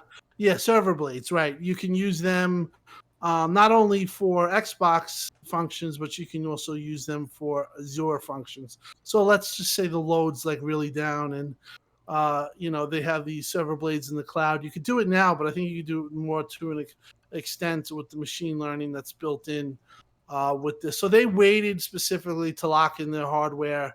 And that's why when you heard that their dev kits were behind, that actually was true. And they specifically waited for these features. And, it gets to be a touchy subject because you have certain people saying this and that. But I think it's a good bet that Xbox definitely has more advanced technical features from RDNA because they simply waited longer and they locked in their hardware way longer, way after Sony did.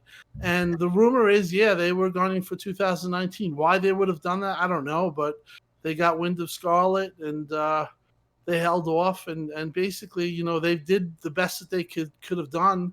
Now the only thing is the price. If they are the same price as Series X, that's a big win for Xbox. But that remains to be seen. Hey, real quick, I want to jump back to you guys and say I got to get a few of these at least. Makai says thought Sony invested in super quick SSD for developer feedback. I mean, the Series X is super quick, and we'll get into that. You don't necessarily need what Sony have, especially if 99% of games aren't going to utilize it. So maybe their first party were like, hey, we need this much, and maybe we think it'll do X, Y, and Z. We're not disputing that at all, but is it worth the cost they're going to pay? That's the question. Also, we've got a super chat from Dirk Griggity. 2 days to go. Can't wait. Shout out to you, brother. I'm supposed to be doing his show sometime soon. And then Joshua Cruz. Sony only have 2 out of 3 of what Microsoft is working with. That's actually kind of accurate, I would say. So, again, shout out to you guys in the super chat. Appreciate it. D-Batch, what are you about to say? The developer. So when he was talking about when he had loose lips that night, and he said that it was in between RDNA 1 and RDNA 2. Well, that was just to clarify, and it got kind of murky here because that was actually a DM, and unfortunately, the person that put it out there feels bad that he put it out there. He's also a developer, but that was in private, so that wasn't that was that guy just telling somebody in a DM. And obviously, sometimes when you do that and this information gets out. But yeah, that was a DM. So, the guy really wasn't talking publicly. And a user afterwards, a user asked him, said, "Oh, can you confirm you said these things?" And the guy says, "I can confirm I was playing at 5 a.m. in the morning, Ghost of Tsushima." And if you look at the initial tweet, it says, "Oh, I've been playing Ghost of Tsushima 5 a.m., blah, blah, blah." And that's when he goes on to tell this gentleman about RDNA. So yeah, he did say it. And then he clarified it and walked it back and said that PS5 is RDNA 2 and they got a gun to my neck. I don't know. It was kind of like I just got myself in a whole bunch of trouble, and Cerny and Lisa Sue said it was RDNA 2, and technically it's RDNA 2 because it's got RDNA 2 features in it. Right. So I mean, it's like if you make a Shirley Temple and say, well, it doesn't have 7-Up in it. Well, it does have 7-Up in it. Well, just to add a little bit more context to that, though, when he was walking it back, he did actually, like, he has to do what he has to do to keep his job. And before I even get to that, if we look, there's internal documents from AMD as far back as May that clarified that say it's that PlayStation 5 is RDNA 1, and also too Chipworks or what is it, Chipworks or whatever. One of them just released all of the new chips that are coming out, the PlayStation 5 is once again labeled as RDNA 1. So anyways, when he was cleaning it up, he basically said, you can't clarify, you can't say it's RDNA 1, 2, 3, or 4 because it's so custom and yada yada yada. It was a bunch of damage control stuff. But even then, and remember, he's a Sony engineer, a principal one, and even then, he still said, to his knowledge, it's missing one feature. So it's still not complete. Whether you want to take his damage control or not, he still said it's missing features. Mm-hmm. Yeah. Bug snacks. So again, somebody says Cold Eastwood, the man with the TV voice, love the channel. Just appreciate it, buddy. Yeah, I mean, again, Series X. We only harp on stuff because we end up getting accused of saying certain things anyway. So yeah, it's one of those things where if we didn't care, or if we actually did say those things, we wouldn't waste the time clarifying certain things. We do get a lot of people on Twitter that crack people's skulls for us, which is great. But at the end of the day, that's because you guys just hate seeing these guys lie about stuff like that. So there is one more thing, and we've been spending a lot of time on the tech stuff. We're gonna move on to some more and more. We've been doing so much game related stuff over the past several months, and this last week was pretty tech heavy. This one's gonna be one more tech based focus, and then we got a ton of other stuff, event stuff, PS5 stuff that's not related to tech. But we got one more thing, and one of the main reasons I'm having Kirby on today was to talk about this whole velocity architecture versus Kraken thing, because this is one of the biggest things that both of the companies have talked about. And we talked about how both architectures, both Velocity and Kraken, basically enable the SSD throughput of both boxes to exceed their physical limitations. And this is why manual comparisons on PC between a drive here and a drive there don't matter, because the games are not made with Kraken or Velocity architecture. Meaning you don't have access, as of right now, to that 100 gigs of in-game asset on Velocity. You don't have access to some of the stuff Kraken's doing. And I'd like to learn more about Kraken, which is where Kirby comes in, because I think they're both extremely interesting. It's not secret sauce. It is the thing that developers have to use to make a game for the system. And there's a reason for that. There's a reason that games have to be on an SSD that is internal, because these architectures thrive off of that internal SSD, and these games are only possible through that architecture. So again, the differences between Kraken, Velocity, pretty quickly, I guess. Kirby, I'll come to you and I'll come to D, because he made these videos, which had people crying. Pretty crazy when they can't handle a guy's opinion, but when it comes to Kraken, when it comes to Velocity, we know Velocity is the 100 gigs of in-game assets. We know that they're basically touting almost 5 gigs per second compressed. But in reality, with the memory multipliers that I've been speaking about, all this stuff, what do you think that is the maximum theoretical output of that drive in gigabytes per second for the Xbox Series X, and then the same for the PS5? So you're asking me the maximum theoretical output in an absolute best case scenario? Yes, which is probably not going to be common at all. All right, yeah. So for the PS5, it's 22 gigabytes a second, and that is according to Mark Cerny's Road to PS5. I don't know exactly when, but I know he said, if the data compresses particularly well, we can get up to 22 gigs a second from our SSD and custom hardware decompressor and stuff. For the Series X, it is 96 gigabytes per second effective, and that comes from 2.4 gigabytes per second raw from the SSD.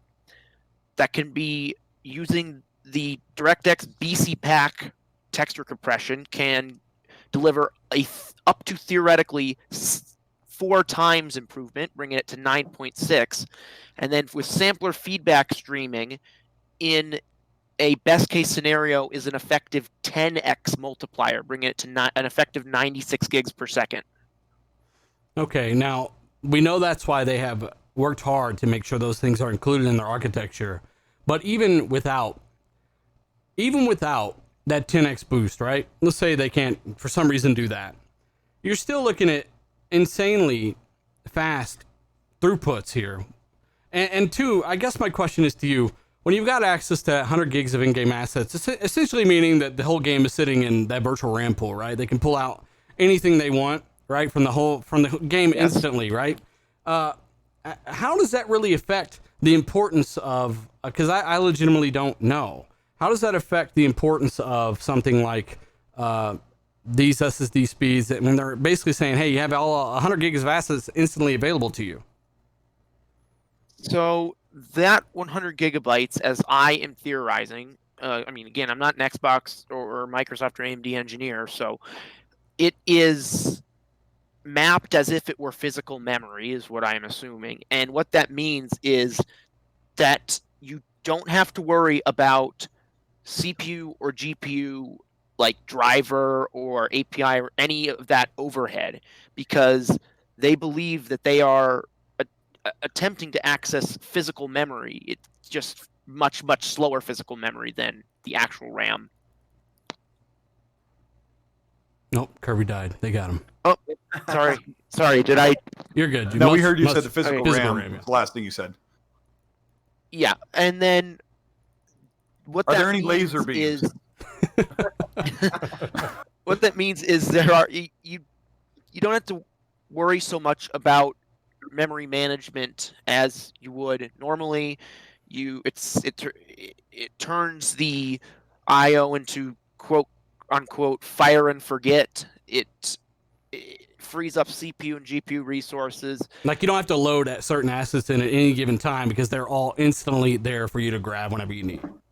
Yeah, it's not like you have to say, you have to call like a file and say, get this file from this folder on the install, and it's like, no, it's there as if it were memory. Mm-hmm. And that's through the power of the compression, decompression blocks, That's through the map. That's through the 100 gigs of mapped game assets. And they do accelerate that into the system memory from the SSD through the compression blocks, etc. Or is that? As I understand it, it goes straight to the CPU or GPU.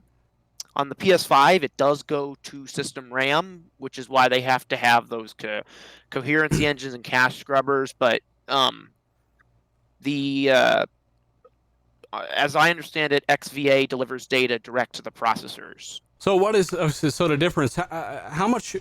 So we know we got the 100 gigs of in-game assets confirmed by Microsoft, which is bigger than I think people understand.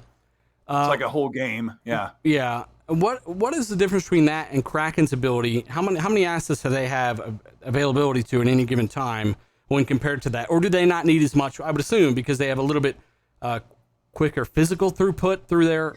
I mean, how would you explain that to people? So as I understand, I mean, Kraken is one. It's a compression API. It's not something. It's a little different than the Velocity architecture, like as a whole. Gotcha. But general purpose, correct? What was that?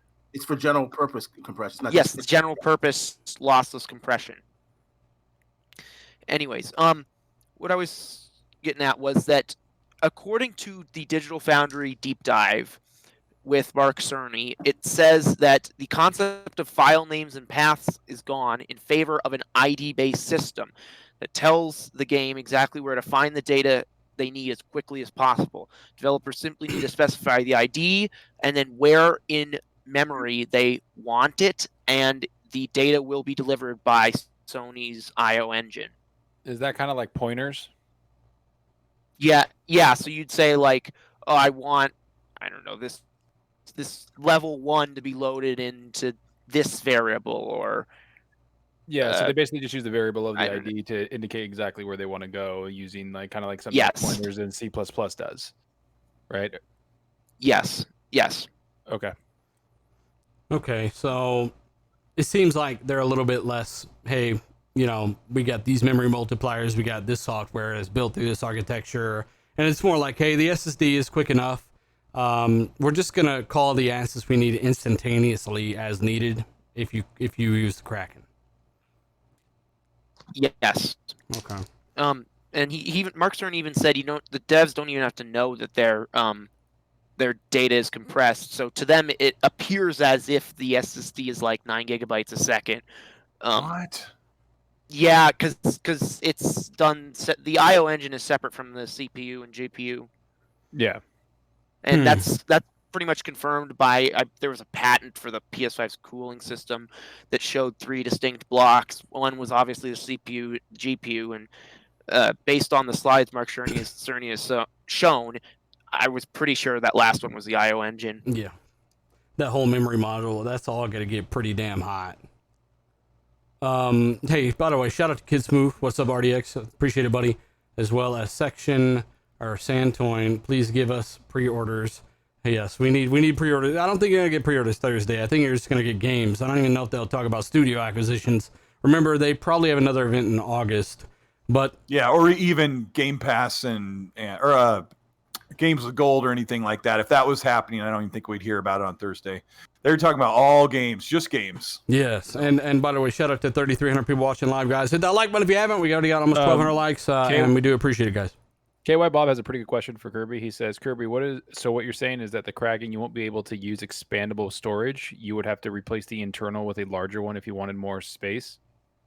No, that's not. I believe Mark Cerny also addressed that. He said that basically the IO engine is hooked up to another M.2, the M.2 expandable slot. Like Series X, yeah. Okay. Yeah, and you just plug it in, and it has to go through the IO engine, so it takes has to be Kraken. Yeah, it has to be an approved SSD that meets the specifications Yes. that for you to buy and add to it. And once that, as long as it meets specifications in that M.2 slot, it will do the same performance that is expected internally. Yeah, Yes. which you can't even buy one of those drives really right now, like on the consumer. Both Xbox and PS5 are kind of painted into a bad corner right now.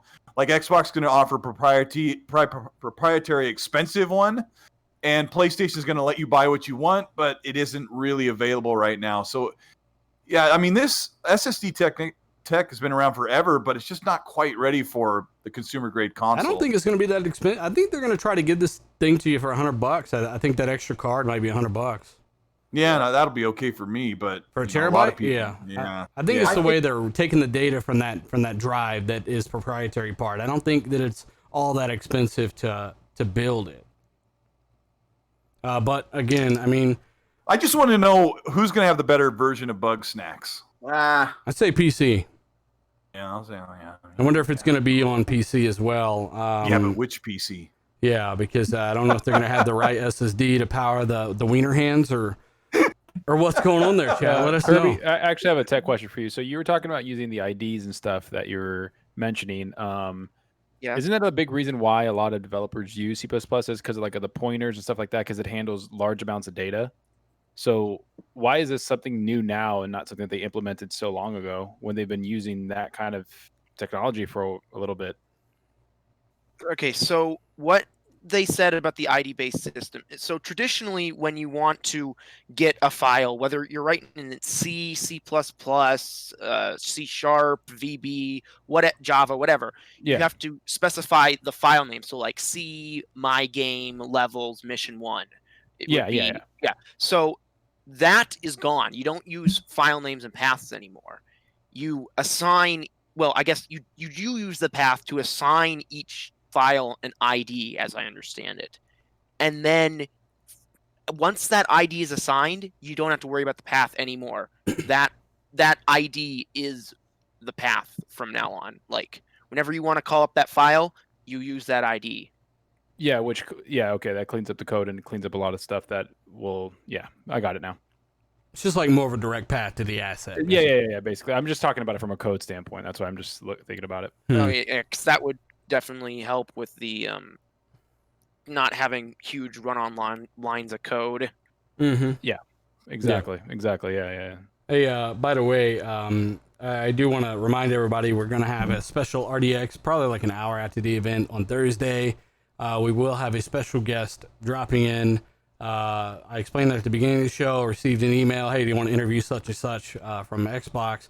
And we're like, yeah, I want to do that, and I want to do it on RDX. So we're bringing it to you live.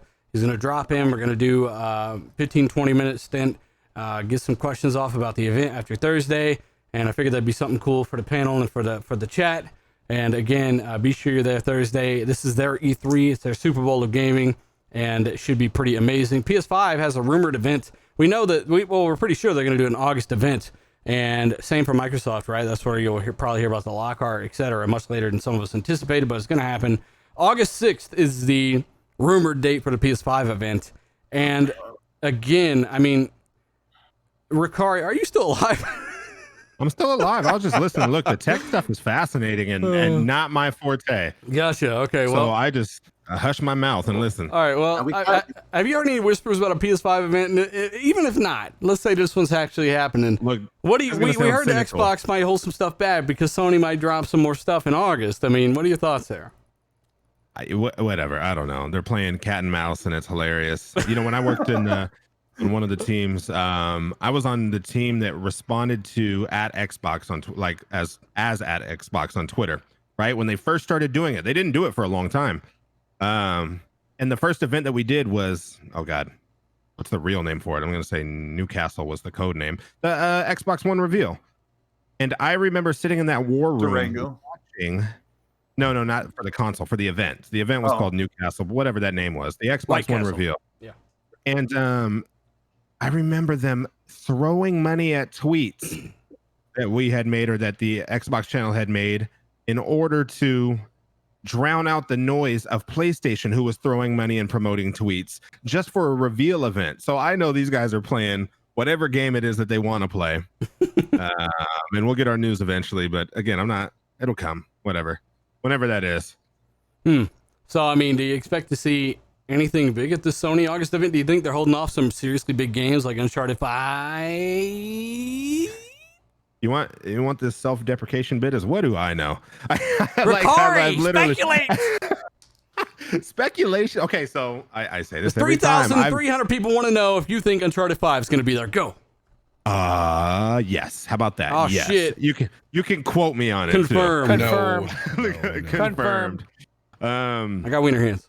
I do think Xbox is holding back stuff, and I do think they're very much watching. I halfway expected Sony to drop some news on Wednesday. Tomorrow. Or because Thursday. Of course they should. Or Thursday, yeah, like an hour before the event. Like I'm waiting for that one because that has been the trend. They revealed the controller before an Xbox showcase. That's just what they love to do. This is a silver bullet right through their eye. Yeah, it's fun to watch. And, coming from the Xbox landscape and understanding kind of the things that they do or the things that they try to do, it's always funny watching how they react or don't react. They like to take the high road. And I'm like, man, this makes more of a splash but just a controller photo than your entire game showcase for all the wrong reasons. Have some fun. I want them to do something wild, but we'll see. We'll see. I agree.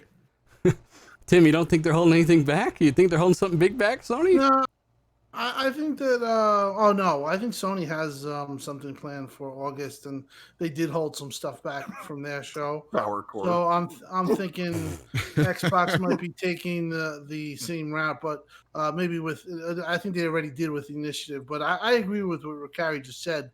When you're in a position where something like that happens, like they show a controller and it does more than your whole, showcase, then maybe you're at a liberty to take some chances. You know what I mean? Do stuff that, instead of being so afraid or, having such trepidation with stuff, go all out, see how that works.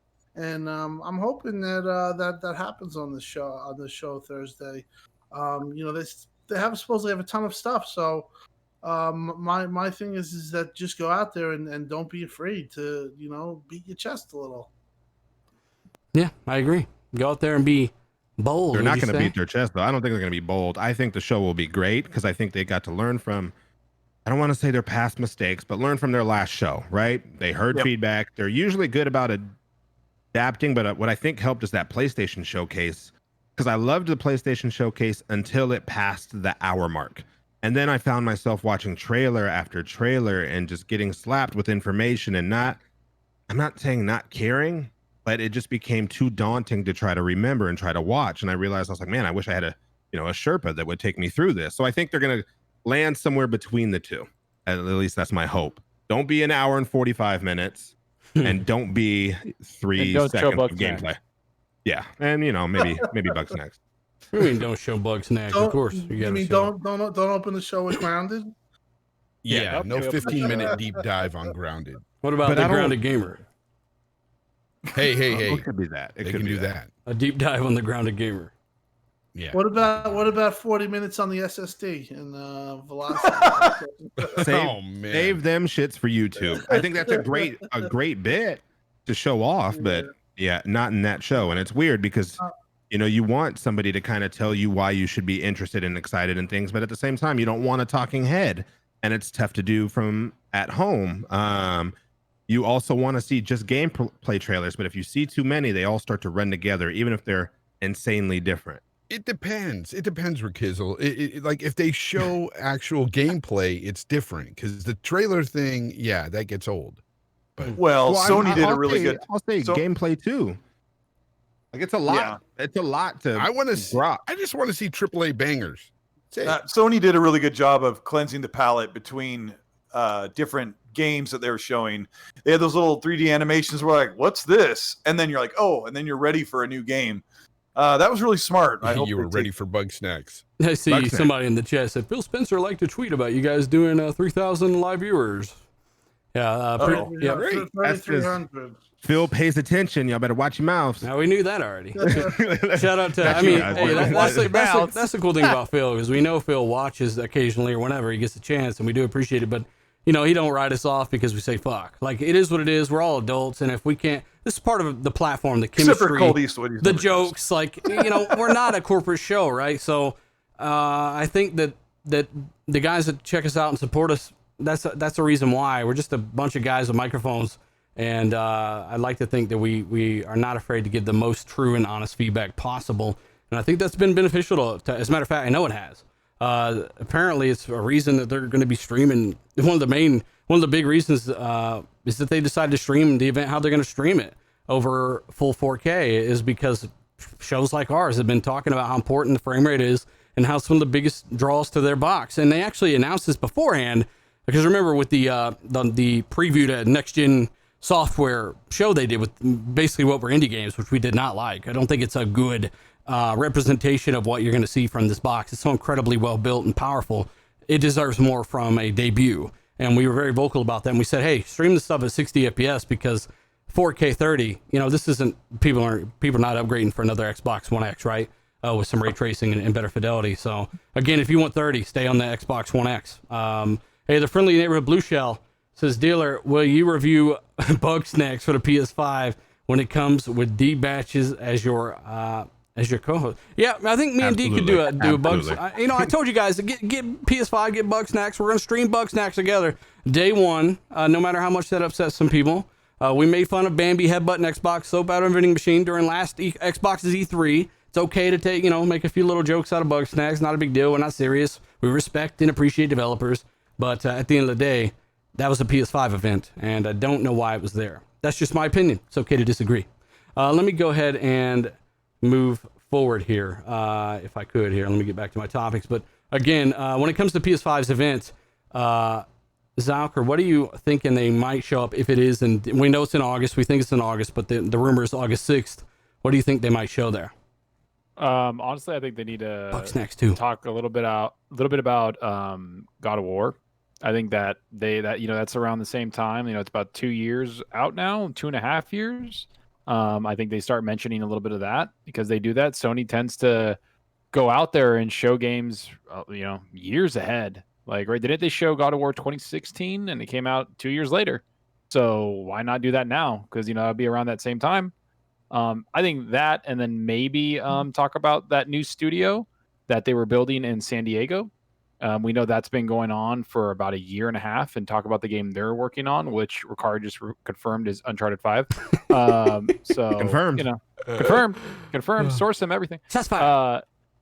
No, but I think something like that. I think those two games, and then probably the price of the console. They'll talk about the price and talk about the consoles, and hopefully going a little bit deeper with the tech behind it, and talk about their strategy and release date. That's what I think August is for. But then again, they launched the PS4 Pro, whatever, in September, and ran off the stage and said the release date and left. So who knows what the fuck they're gonna do? Here's some checkerboard, and holy man. shit, the Xbox One X is a beast. I'm out. Yeah, they're like, all right, here goes the thing. Bye, click. Hey, Microsoft knew they had it then too. That's why they were very clear on that power, the 6 teraflops, which people didn't believe back then either. Some people thought it would be Ryzen uppercut, but it was the Jag cores, and D-Batch is fighting the wars over there. That's funny as shit. It's gonna have HBM2, man. I'm like, D-Batch HBM2 is expensive as fuck, man. Like, what are you talking about? D-Batch is on some shit. It was funny though. D-Batch, I've known him so long, man. Like, we're such good friends. And again, very, very lucky to have D-Batch on the show. You guys, the rest of the panel members, you don't even understand. D-Batch is so cool. He's definitely right quite a bit, and I see it a lot. And it was pretty cool to kind of see him. He put out that video the other day about what we talked about at the beginning of the podcast about the developer speaking up about the PS5. And then he turned around and made one the next day and corrected all the information as new stuff came in. Like, D's a stand-up dude. Good to have him around and a good friend. Yeah, even if he's not right quite a bit, it doesn't matter. Like, D's a good guy. He's a good guy. So again, oh my god, I'm just kidding. I'm kidding. No, D-Batch is one of the smartest guys in this community that's constantly around people that don't understand what he's saying. So obviously he's getting attacked, etc. So when it comes to Stadia. Yeah, when it comes to Stadia and with the exception of the 4K dock and stuff, and the 60 frames and the dealer. Hey, but seriously, D-Batch, what do you think Sony might pull off August, and what do you think they might be holding back, and what Microsoft might hold back to retaliate with? I think August event. I think we're gonna get the PlayStation price. I think they're gonna drop the price, and I think they're gonna drop the pre-order on that day, and I think they're gonna drop an exclusive title that we haven't heard of yet. I don't know what that title could be, but I'm pretty sure that's what they're going to do because I kind of know Sony's template. I've been a gamer for years, and I know the way they roll, and I think that's what they're going to do. They're going to drop the price that day, and they're going to say pre-orders are open now, and I think Microsoft is going to respond. And the stare down these companies are having is so weird, man, to be honest with you, and I think it comes down to the choices that they made. I think Microsoft, they spent their money on their GPU, first of all, and their CPU, they're probably around the same because, Microsoft just clocked it higher. So their engineers... You just don't got to clock down, D-Batch. Yeah. So, but Sony spent a lot of money on the SSD. Mm-hmm. And Sony was really banking on that being a game changer. And I'm not saying it's not a game changer for gaming because it's a really fast SSD.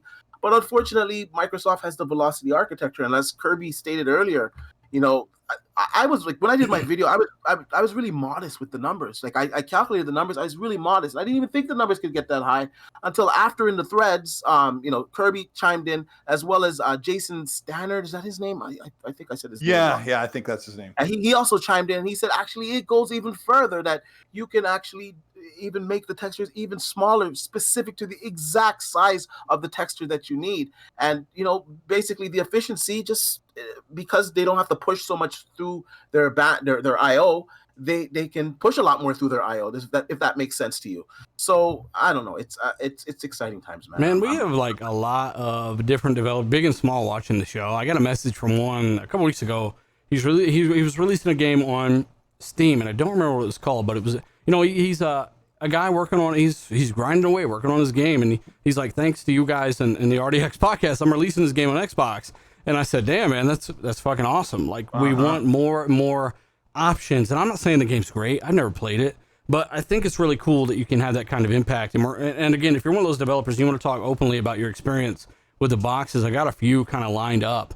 But more is not worse. And we can kind of take all that data and smash it together, as we've done so far.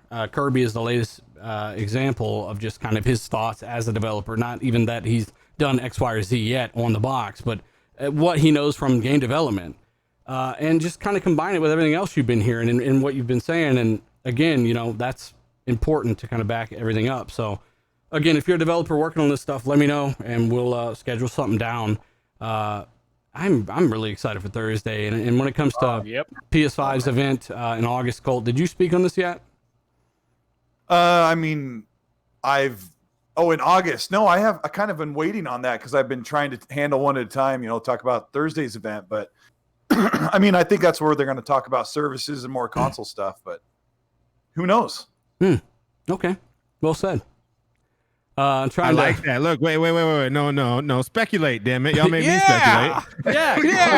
Ricari confirmed Uncharted 5. All right. People are ticked off because the initiative's not going to be there. I think initiative's not going to be at the July event. Maybe they might decide to just talk about what they're doing. And if not, I think I speculate that initiative should be there saying, look, we built this team. We've got these people from this pedigree. We have this kind of experience building third-person open-world games, combat shooting games and action-adventure games, and we're trying to build something special, and maybe that's all they do, or they decide, hey, it's time to just let them know this is the universe game we're building. This is the IP. And if it's like this... but for the record, we think the initiative should be there.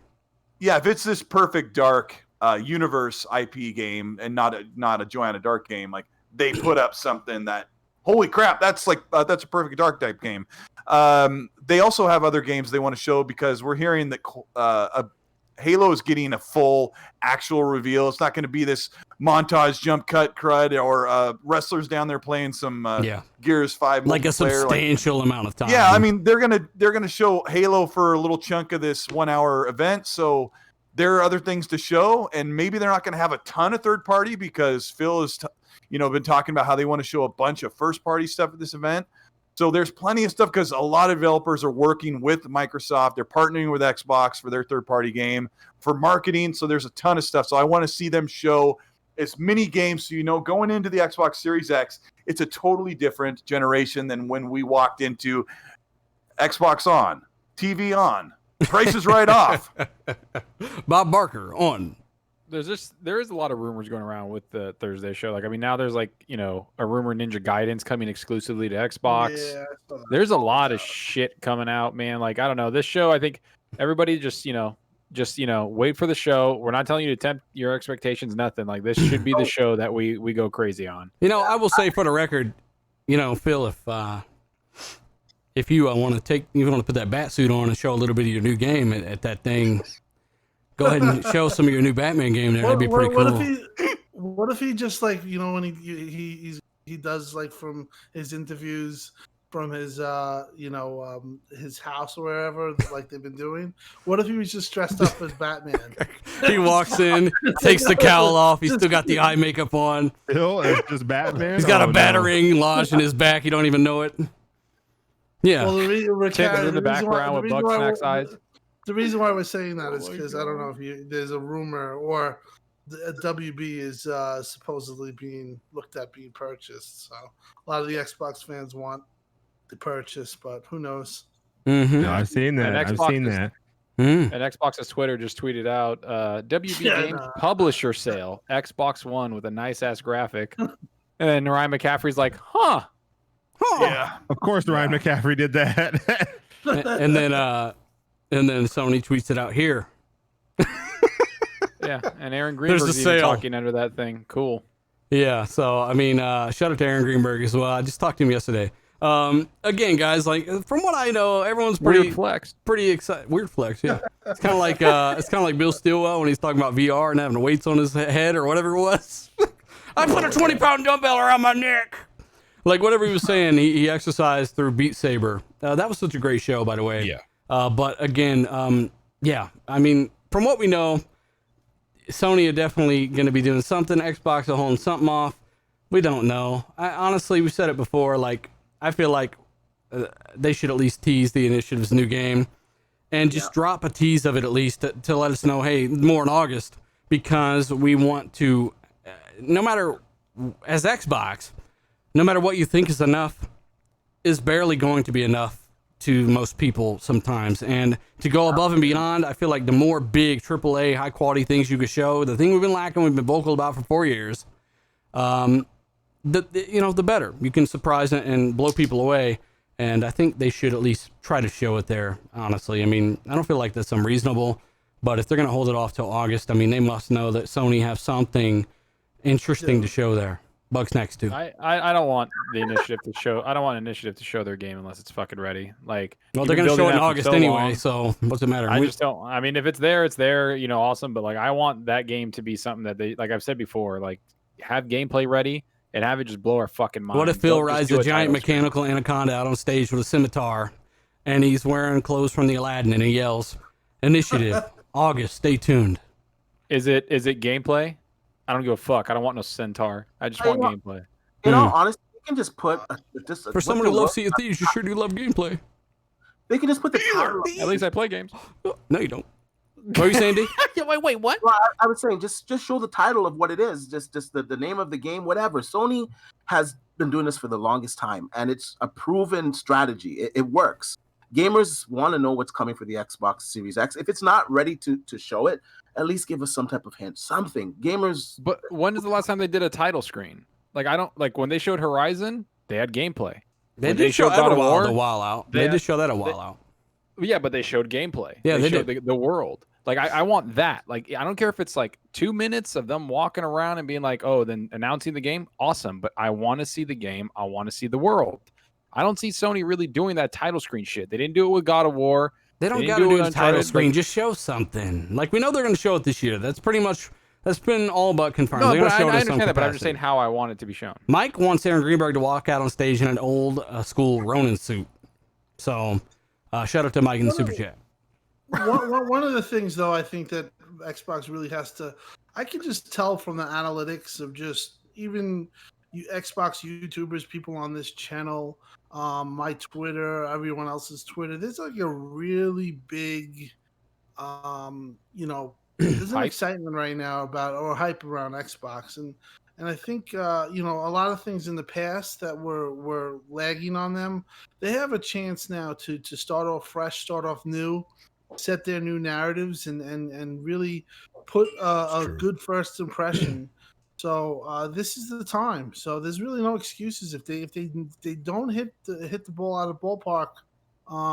Then it's truly going to be upsetting because they right now are riding a wave of momentum, and that's even with maybe a stumble in May when they had the showcase for third party. But I could just say just from the analytics and just the way people, I mean, everyone is really going crazy. So I think Xbox is really they have a chance here to rebound and start off new and have a new narrative and be their own system. So they have all the gaming world is looking at them. Don't all the gaming, that. Yeah, everybody. Exactly. They have to know I'm sure they do, but they know the importance.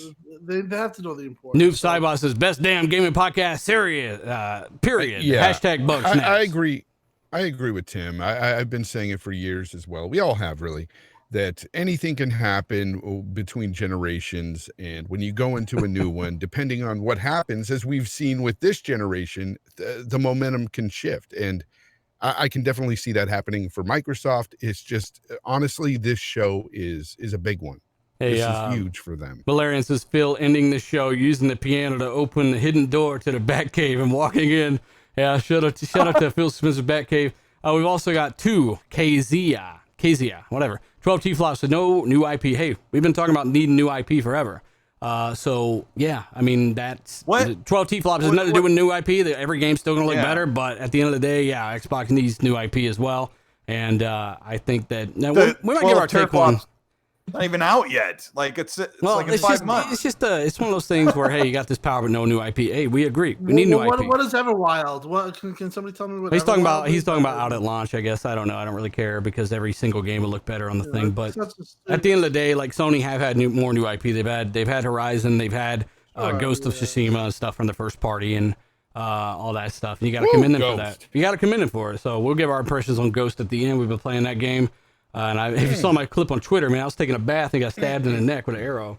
Latuya, he says, happy to be part of this channel. Thank you so much, sir. Do appreciate it, man. But again, PlayStation event, we'll see what they do. Microsoft obviously lining up the counter, and we will see what happens there. Microsoft also confirmed first-party developers are not forced to make anything other than Series X and the unannounced Lockhart exclusives. They can do whatever they want. So they don't have to make games with the OG Xbox One for a year or maybe 2. It's up to them. So again, they're not forcing people to do anything. And again, I guess we can move into the Xbox July event, and we'll start with how about this? Ricari, we'll start with you because you're going to tell us everything, just like you confirmed Uncharted 5 for the August PS5 event. Xbox July event is on the 23rd. That's on Thursday, people. And they did confirm that they are streaming this thing at 1080p 60 FPS. Unlike with the debut of the next gen stuff with the indie games, they didn't confirm they're streaming it at 1080p, a fraction of the resolution you'll see in the actual games. So remember that when you're watching it at 60 FPS, because they, as I've been saying on Twitter, as Tim has been saying on Twitter, they're going to show you why they're going to literally show you the frame rate and show you why you don't need to be worried about frame rates at their event on Thursday. They're really going to actually put an emphasis of some kind on this, I do believe. And then I can't wait. The feed after it's done will be poster rendered up at 4K 60, right? Yes, it will. So, and that was my problem when I covered the PS5 event. Over half of their product videos were 1080p 30 and 1080p 60. Like, I didn't really have any 4K. They didn't have any 4K 60 trailers. Even Gran Turismo 7 was and uploaded at 1080p 60, right? Yeah, and that has nothing to do with PlayStation 5 power. That is the problem that I complained about, that these industry people don't realize how to present their stuff online. I don't know why. It's weird. Also, guys, I think, who was it? Somebody said Optimus Code. Shout out to Code. I mean, people don't really pay attention to Code for what he really is. He's a good guy, man. And just because he trolls and he might prefer PlayStation, that doesn't mean that he's anti-Xbox. He just prefers what he prefers, and that's fine. It's like us giving you our perspective and leaning in towards Xbox. People's buttons. It's so hilarious. he did. Code said, without 2 versions of Infinite, they can't truly utilize SSD, GPU, etc. I doubt he said that because he understands GPU technologies are scalable, ray tracing, visuals, etc. Animations, AI are all scalable. All that stuff's scalable.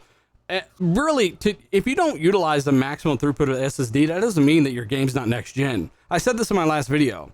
You, for the first time ever, since fidelity has risen so high, are going to have to decide what makes it next gen for you. For me, it is the very high frame rate at very high fidelity. You're going to get very high-end PC versions of games, basically, on your Xbox for the first time ever.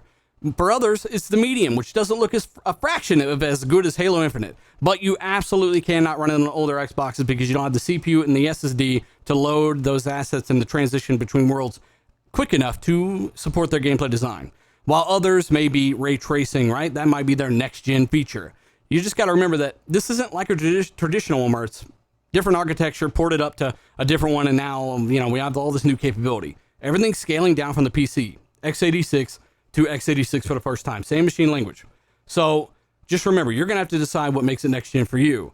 It's not that a game needs to max out an SSD. As a matter of fact, most PS5 games will not max out the PS5 SSD at launch, I don't believe. Spider-Man, Gran Turismo 7, you'll get those load time benefits. Don't get me wrong, but you're not getting something completely new. So you're not getting something completely new like Ratchet and Clank, which literally needs that SSD to do those multiple dimensions, right? That's really cool. I get that.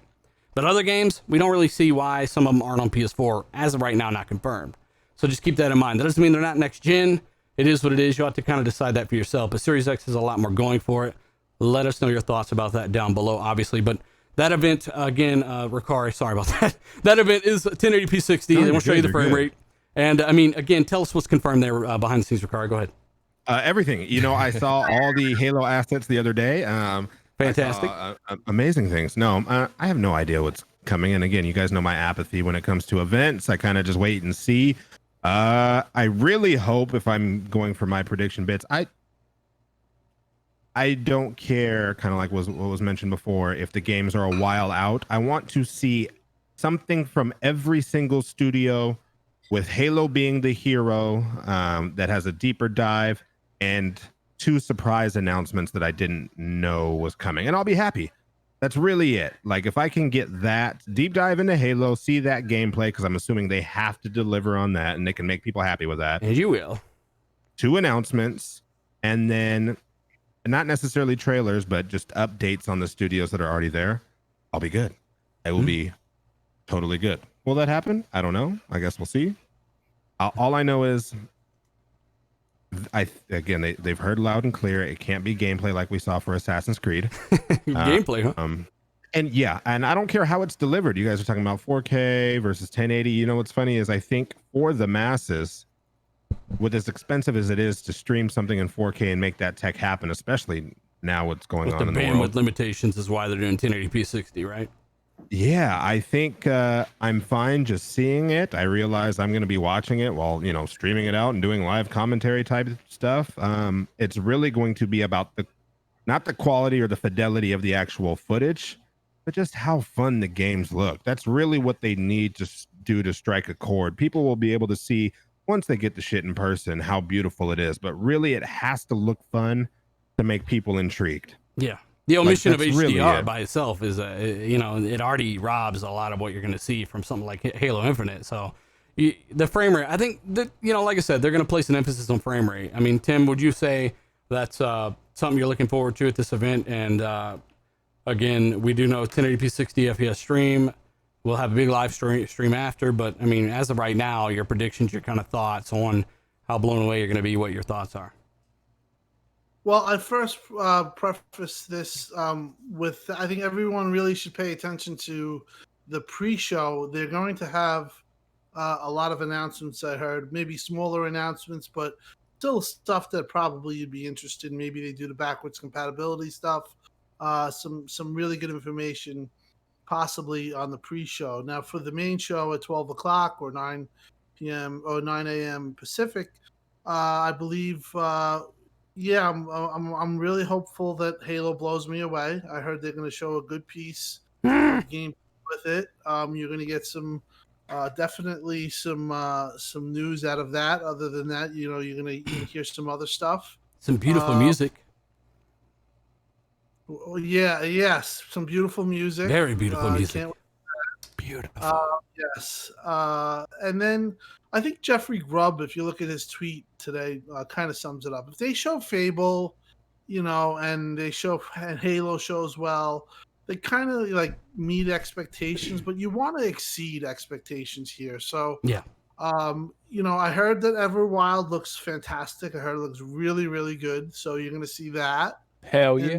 And then the surprises come. Now, for me, if you're not going to have initiative, which I think I agree with the panel here, or most of the panel, that I know that Zorker isn't. I think they should have put all their cards on the table. But whatever, we heard they're not. So if they're not going to be there, the big other question mark for me for AAA's is Obsidian and how deep they're going to go into their portfolio of games that they're people are forgetting about them, Tim. Yeah, and if they could show what basically, as Rand said, was one of the reasons why Xbox wanted to buy Obsidian, was because they saw this IP, and they were so impressed by it that obviously it helped push for. It was the thing that sold them to Microsoft, right? Pretty much. That's the rumor. Rand, who's a tremendous insider, or definitely knows, gets some good information.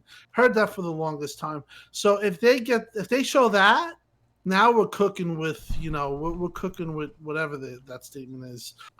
Bacon grease. Bacon grease. Because I think Forza is going to be there. The rumor just came out, or they talk about it today. I posted the article if you want to read it. But yeah, I think Forza is going to be there, and I think that they got a lot of information that they're going to go and they'll probably show gameplay. I'm a big Forza fan, so that's great. And then you got the surprises, what they're going to show. Those surprises, I think, are what's going to make or break the show. And, Phil said that he's very happy what he's seen from Japan support. There might be something that throws us all for a loop there. So, and in a good way. So I'm really excited. And again, I think we just got to come out of the show feeling that they did what they needed to do. We all want to be blown away, and hopefully I'm blown away. And I think part of being blown away is with Halo. If Halo does what supposedly it's supposed to do, I think that's going to really set off the whole show. Like, people are not going to think that it's real. That's how good it's going to be. Yeah, or just like really impressive. And they're gonna, like I said, they're gonna somehow, maybe through the pre-show or through this show, they're gonna focus on frames. They're gonna talk about it, or at least you're gonna know about it. The fact of the matter is they have an advantage there. And, you're going to see more 120 frames per second games on Xbox and PS5 whether it's through backwards compatibility, because there's a lot of games that they're enhancing through Xbox One. You might see Forza 7, for example, 120, or we know that Ori's been already a rumored 4K 120. Gears 120 multiplayer. I mean, honestly, we talked about Forza 8 doing 4K 120 as well. Yes, and I know that at Forza 7's fidelity, or at least that GPU workload, you never know. Their new engine, whatever they're working on, could be more efficient. They could have started using checkerboarding. We never know, but basically they're known for their technology and how efficient it is, and they could easily run something like Forza 7 at 4K 120, no problem, and have plenty of headroom left over on Series X, just by what we know it can do on the Xbox One X today. So, I mean, It's not crazy to think they might have a 4K 120 mode on Motorsport 8. Who knows? Maybe without ray tracing, or maybe they even stick with it on there. I don't know. Like, I guess we'd have to see. Yeah, but in closing, in my statement, I just they have to make it where we all come feeling that they have a real amazing system, and they're going to have an amazing launch. And if they could do that, and we all come out feeling that way, positive, I think that it'll be a very good thing. I think then they would gather a lot of momentum. Sony's obviously going to shoot back, and they probably shoot back with Silent Hill, which has been rumored, which is going to be big for them. And then Xbox might shoot back again, but then it becomes price, and then it becomes the weight game. And then it becomes marketing, right? Waiting for marketing, and which Sony's very good at too. So it's going to be a fun ride, but this is do or die, in my opinion. This is a real critical point. We're at the end of it. I know we're at the end of it. We've been waiting for 4 years, Ricari. It's time for some bombs. Hasn't it been 5 years? I mean, I'm saying 2016 was the last great year for games at Xbox, and they've had racing games, and they've had some games that people enjoy, like Zalker Love Sea of Thieves. I give State of Decay 2 a 7.5. But it's too sparse. There's no real big games except for Gears 5 since 2016 that are of the blockbuster caliber, and that's kind of what we're looking for and what we've been asking for more of, because they got plenty of those mid-tier and smaller games. I think now they're going to show us, hey, this is what we're working on now. Like, and this is close. You said you've been asking for it, and it just takes that long to deliver. If you think back, if you could just go straight business perspective and you go to market share, which PlayStation clearly had, and then Xbox said that, hey, by the way, and there goes my pup. Xbox said, hey, by the way, we made this badass console. Let's see if we can sway the devs back over to our side. And they had this commitment, starting with the Xbox One X, that we're just going to go balls to the wall. We're doing all this. And then, all these acquisitions. So I think now is the time that folks will finally start to see a payoff from the promise that was the Xbox One X. And I draw it back to that because I think that was the first thing that Xbox could do, or Microsoft could do, to say, hey, this is why you should come develop for us. Yeah. I mean, I fully agree. I want to see some great games, and you're looking at the possibility of them having 20 studios by the end of this year or more, right? So there's some news coming regarding acquisitions at some point, and I cannot wait for that stuff to drop. Kirby, obviously I'm going to come to everybody, and I want Fonz because he's been patient as hell. But Kirby, real quick, you've been a guy working on games in the background. You've seen 2013 to now, and you've seen the transition. You know what they need to do, or at least in your opinion. What are you hoping to see at this July 23rd event?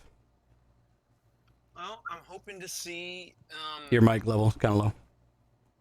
I was hoping to see that the Halo Infinite campaign stuff they've been teasing. I was hoping to see more, possibly a little bit about the currently announced PC games that would be coming to the Series X, like Gears Tactics and Flight Simulator. Mm-hmm. And I mean, I guess that's it, because I mean, there's so little known about, other than the Fable and Perfect Dark rumors. I'm just looking forward to whatever they have, and hopefully it'll be good. It'd be good to see something new and something to generate some hype, right? Some competition. Yep. Well said. Fonzarelli, buddy. We know how you feel. We know you don't want bug snacks too, or wiener hands in any way there. No passion projects. No passion projects. I'm sorry. You No just want to passion see projects. balls to the wall, bunch of money on the screen. What do you want? Yeah. Bunch of money thrown at the screen. No, I just want to see some good games come along, some big blockbuster games, especially look, like everybody wants to see, I know the Halo gameplay. I do too. I'm interested in that, but I also want to see, I want to see a new IP. I need to see something. What if it looks new like coming from Everwild, which is a Xbox. new IP? Well, I when I say new IP, I want to see a AAA, mature, some sort of, story-driven narrative game. Gotcha. And I know a lot of people, we get a lot of pushback sometimes when I say it, but I want to see something along the lines of what Sony gives us. Well, And that's weird, I Fonz, just want to see because that coming from you, Xbox. You get those guys talking about one and dones and stuff, and I'm like, guys, you got to stop with the one and dones, okay? Like, think about Ori. That's a one and done according to a lot of people. Or Rise. A lot of these guys loved Rise, and Quantum Break. That's a one and done according to the same logic. And I'm thinking, I want more games like Rise. Like, that's the kind of stuff Fonz is talking about, but of course, with the highest quality possible. Like Rise, even a game like Quantum Break, except, better, of course. And I just don't personally like Remedy, but I want to see them try more, games like that, put out more games like that, because it seems like they've got every other game. They've got all the other genres covered, but they don't really have that standout, story-driven game. They don't have that. Some new mature stuff that surprises you at quite how they might approach certain things or something, Even Ghost, which we'll talk about later, Yeah. I just want to see that coming from them. That's what I want to see. Now, if they end the show with something like Fable, that's still huge, because even though I'm not a big Fable fan, I could be, depending on what this looks like, but I know a lot of people are. There's so many people out there that love the franchise and want to see this return. So it would be a big moment for Microsoft, indeed. So, that would be fine, but I want to see a new IP. Now, chat, I got a question for you. You want Fable as in the rebirth of Fable? This is what I think. They should redo it, rebirth it. It's going to look phenomenal. It's going to be one of the best looking games around, no matter what kind of twist they got on the art style. But do you want the fart jokes and the chicken kicking stuff to come back? Or do you think they should just redo it and just bring it more of a deeper kind of narrative-driven, multi-branch, crazy side mission RPG type path? What I want. I want more of a Witcher turn on that. Yeah. Stodgy Caesar says to me in the chat, he was saying, what about Hellblade 2? Look, I didn't care for Hellblade, okay? I don't like all the puzzles and stuff. It's not for me. The gameplay wasn't that great. If Hellblade 2 is better, though, I mean, if they changed up the gameplay mechanics and stuff, then maybe. Stang Phantom, he says that Rise is multiplayer and people are still playing. That's true. Rise multiplayer is pretty good. I think they should have a co-op campaign, but so does Last of Us 1. Last of Us 1 has multiplayer as well, and it's one of the deepest story single-player games you can possibly play, so they can manage to do both. Zauker, what are you hoping for that Xbox July event, buddy? Obviously everything like everyone said. Obviously the Fable, I want to see that. I want to see Halo gameplay. I've talked about that. And to be honest, I want to see something that I didn't even know I wanted. I don't know how to explain that to you. Nipples. Like Sea of Thieves, right? Like I understand that like people don't like that, but I don't need it to be like honed in, like Fawn's saying, like he wants something like Sony makes. Like I just want something where I look at it and I'm like, I need to fucking play that. That's what I want. That's like honestly, I want something that's We all new want or that, whatever. though. And but like I know and I understand that, but that's what I'm saying. We need that like the last time I saw that was like Gears. Like I love Gears, so I was like, I need to play that on Xbox. Like I need to play that. And the other one was God of War when they showed the new one. I was man. like, I need to play that. So good. Like when they showed that, it's like you were like, oh, no matter what I do, I'm playing that game. So that's what I want. Like, and to be honest with you, I do trust Rare like more than anything after Sea of Thieves because I didn't even care about Sea of Thieves till I played it, and it was a game I didn't even know I wanted. So I'm looking forward to Everwild. I want to see gameplay of it. I want to see a lot of it because I just love Rare as a developer, and I think they make completely unique games that no one else makes. I'm still hearing that's a 4-player co-op game. Yeah, so exactly, and I love playing with my friends, and I love playing co-op games. So to me, I don't care if it's a single-player game, multiplayer game. I don't give a shit what it is, but give me a game that I have to play. That's the thing. I want a surprise, like Ricari said, he wants 2 surprises. I just want one big one, and if there's 2, holy shit, right? I heard Infinite gives you a grapple hook, a grapnel hook. I actually read about that. Yeah, I don't So, know. I mean, do you think that's I just real? want it to be good. I have no idea, man. I don't know. Could you imagine at this Master point, like, Chief jumping from cliff to cliff? honestly, like people, I like we get DMs a lot of people like, oh, this might be at the show. I'm actually ignoring them, like, because I don't want to know. I honestly don't. I want to be freaking like surprised. Like when I watch it, I want to enjoy it, and then when we get on here, hopefully, like and talk about it. You know, I want you guys to hear our excitement, or like stuff like that. But Yeah, I just want that stuff. I just want something different where I have to play it, and that's it. And that's it. And I don't care what type of game it is, but it's something that impresses me beyond belief because I'm going to be, a lot of people are going to hate me. I like the PS5 show, but again, there was nothing there that I was like, holy fuck, I need to play that. It was very like, it just felt very last gen. Not graphically. I'm just saying. I mean, even like, graphically, a lot of it felt very last gen. Well, I'm just saying like steps wise. Like I was like, okay, I know that game. I did the video on the PS5 event. I liked it too, but yeah, that doesn't mean I think PS5 is capable of a lot more than that. Yeah, it is, and we're going to see more of that as the years go by. But I think Xbox needs to come out because they aren't the market leader, and I think they need to come out and show a reason for you to be like invested in the Xbox ecosystem. Mm-hmm. And I know Halo's a big thing of that, and I think it's going to look insane. We've heard a lot of shit behind the scenes, and I'm excited to see what that is.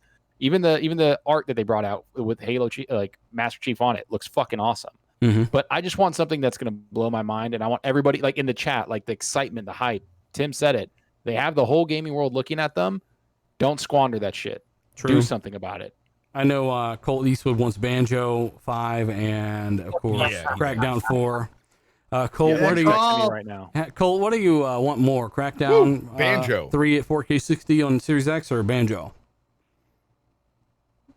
Colt's dead. And he died. Colt. Oh, sorry. Colt in the chat said he had to go. Oh shit! Oh. Didn't even So know he that. had to leave. He left about 20 minutes ago. Wow. Why is he still in here then? I don't know, but he did text me and say Banjo or nothing, and it's a fail. Banjo or Banjo is life. Chat, call Colt Eastwood a fraud in the comments and the live chat for just bailing like a fraud. Yeah. D-Batch, what are you hoping to see here at this event, buddy? You're a graphics whore. Let us hear it. Yeah, I got to tell you right now, I don't want Microsoft to say it. I want Microsoft to show me why they have the most powerful system. I want games that will show the power of the Series X. So I want to see as many games as possible at 60 frames per second. I want to see as many games as possible with ray tracing and high textures. I want to see the velocity architecture in action where I say, holy shit, this is only capable on next generation hardware. I'll give you an example. Flight Simulator. I know maybe you guys don't like it, but every time I see Flight Simulator, I'm just blown away on how realistic it looks. Like when you really look at that game, there's a lot of 4K footage up on the net. If you look at that game, it looks like real life.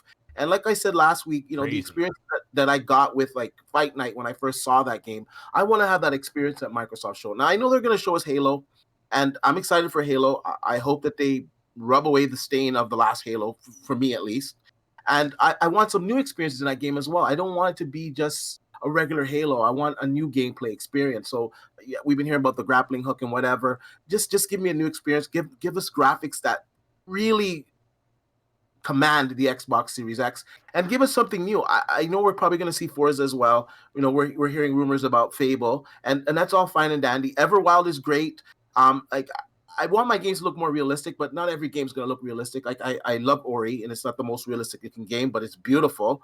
Everwild looks beautiful as well. But I want to see some games, like Project Mara, that look realistic. That's what I want to see. That's an interesting game, though, Deed. I don't know how much you looked into that, but that whole game takes place in one room, and it's more of a mental health experiment. Well, they never really. They're kind of innovating. I don't know how many people are on that. We know the Hellblade team is the main team, but that's interesting one, man. I don't know when you'll see that. It looks gorgeous, though. Yeah, but show us something at the show. Yeah, it looks gorgeous. So basically, I just want to see games that truly look next gen, and I want a couple of new IPs. I don't want just one new IP. I want at least a couple of new IPs, because the Good luck on that one. for Xbox is that we have all the same games. We're just recycling the games, and I want Microsoft to show that they're invested in some new experiences with their new studios. And I'm not tempering my expectations for this show. I really believe the team's listening, apparently. So I really believe this is the time to set the tone for the next generation. And I believe that this show is probably one of the most important shows that Microsoft's ever had before.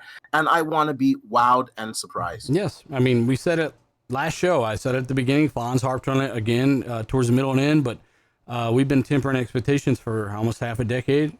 I'm not doing it this show. There's no reason to do that. So I think last E3 they planned on showing stuff. Sony pulled out. They said, you know what, we can get by without showing certain things, and we'll give them more time. But that can't happen again. Friendly Neighborhood Blue Shell says fraud. Colt Eastwood, and of course Dark CMF says thanks, Colt. Enjoy your evening without us. Fraud. Thank you so much to everyone in the chat calling Colt a fraud for leaving. He abandoned you guys, but never fear, we're still here. But I mean, I think I got everyone's kind of hopes and predictions for the show, correct? Yep. And mine, obviously, we need to see, there's no excuse not to show stuff leveraging the full power of Series X. That first next gen reveal event, I've said it more than anyone, did not do it. That's not even close to a fraction of what Series X is capable of.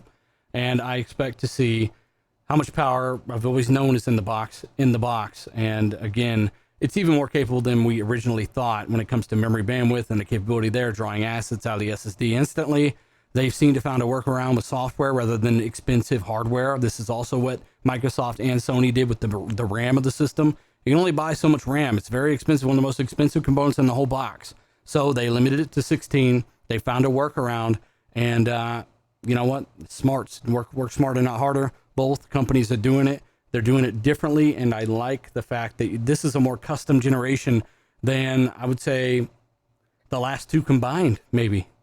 Like, the machine language is the same as what we have on PC today, don't get me wrong, the last several decades, but when it comes down to what they built, especially Microsoft, this is an extremely custom box, and they've come up with not only hardware solutions, but software solutions, and this is just the beginning.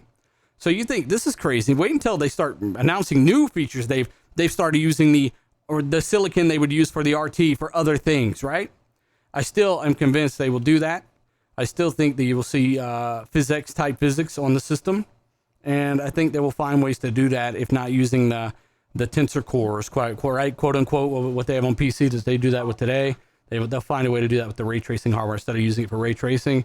There's a lot of different possibilities, and if they're not using all of that processing that the ray tracing can do, which is 13 teraflops worth of software ray tracing, but all in hardware, then they are not maxing out Series X. That goes for every single game on that box. There's always something you can assign or address to that.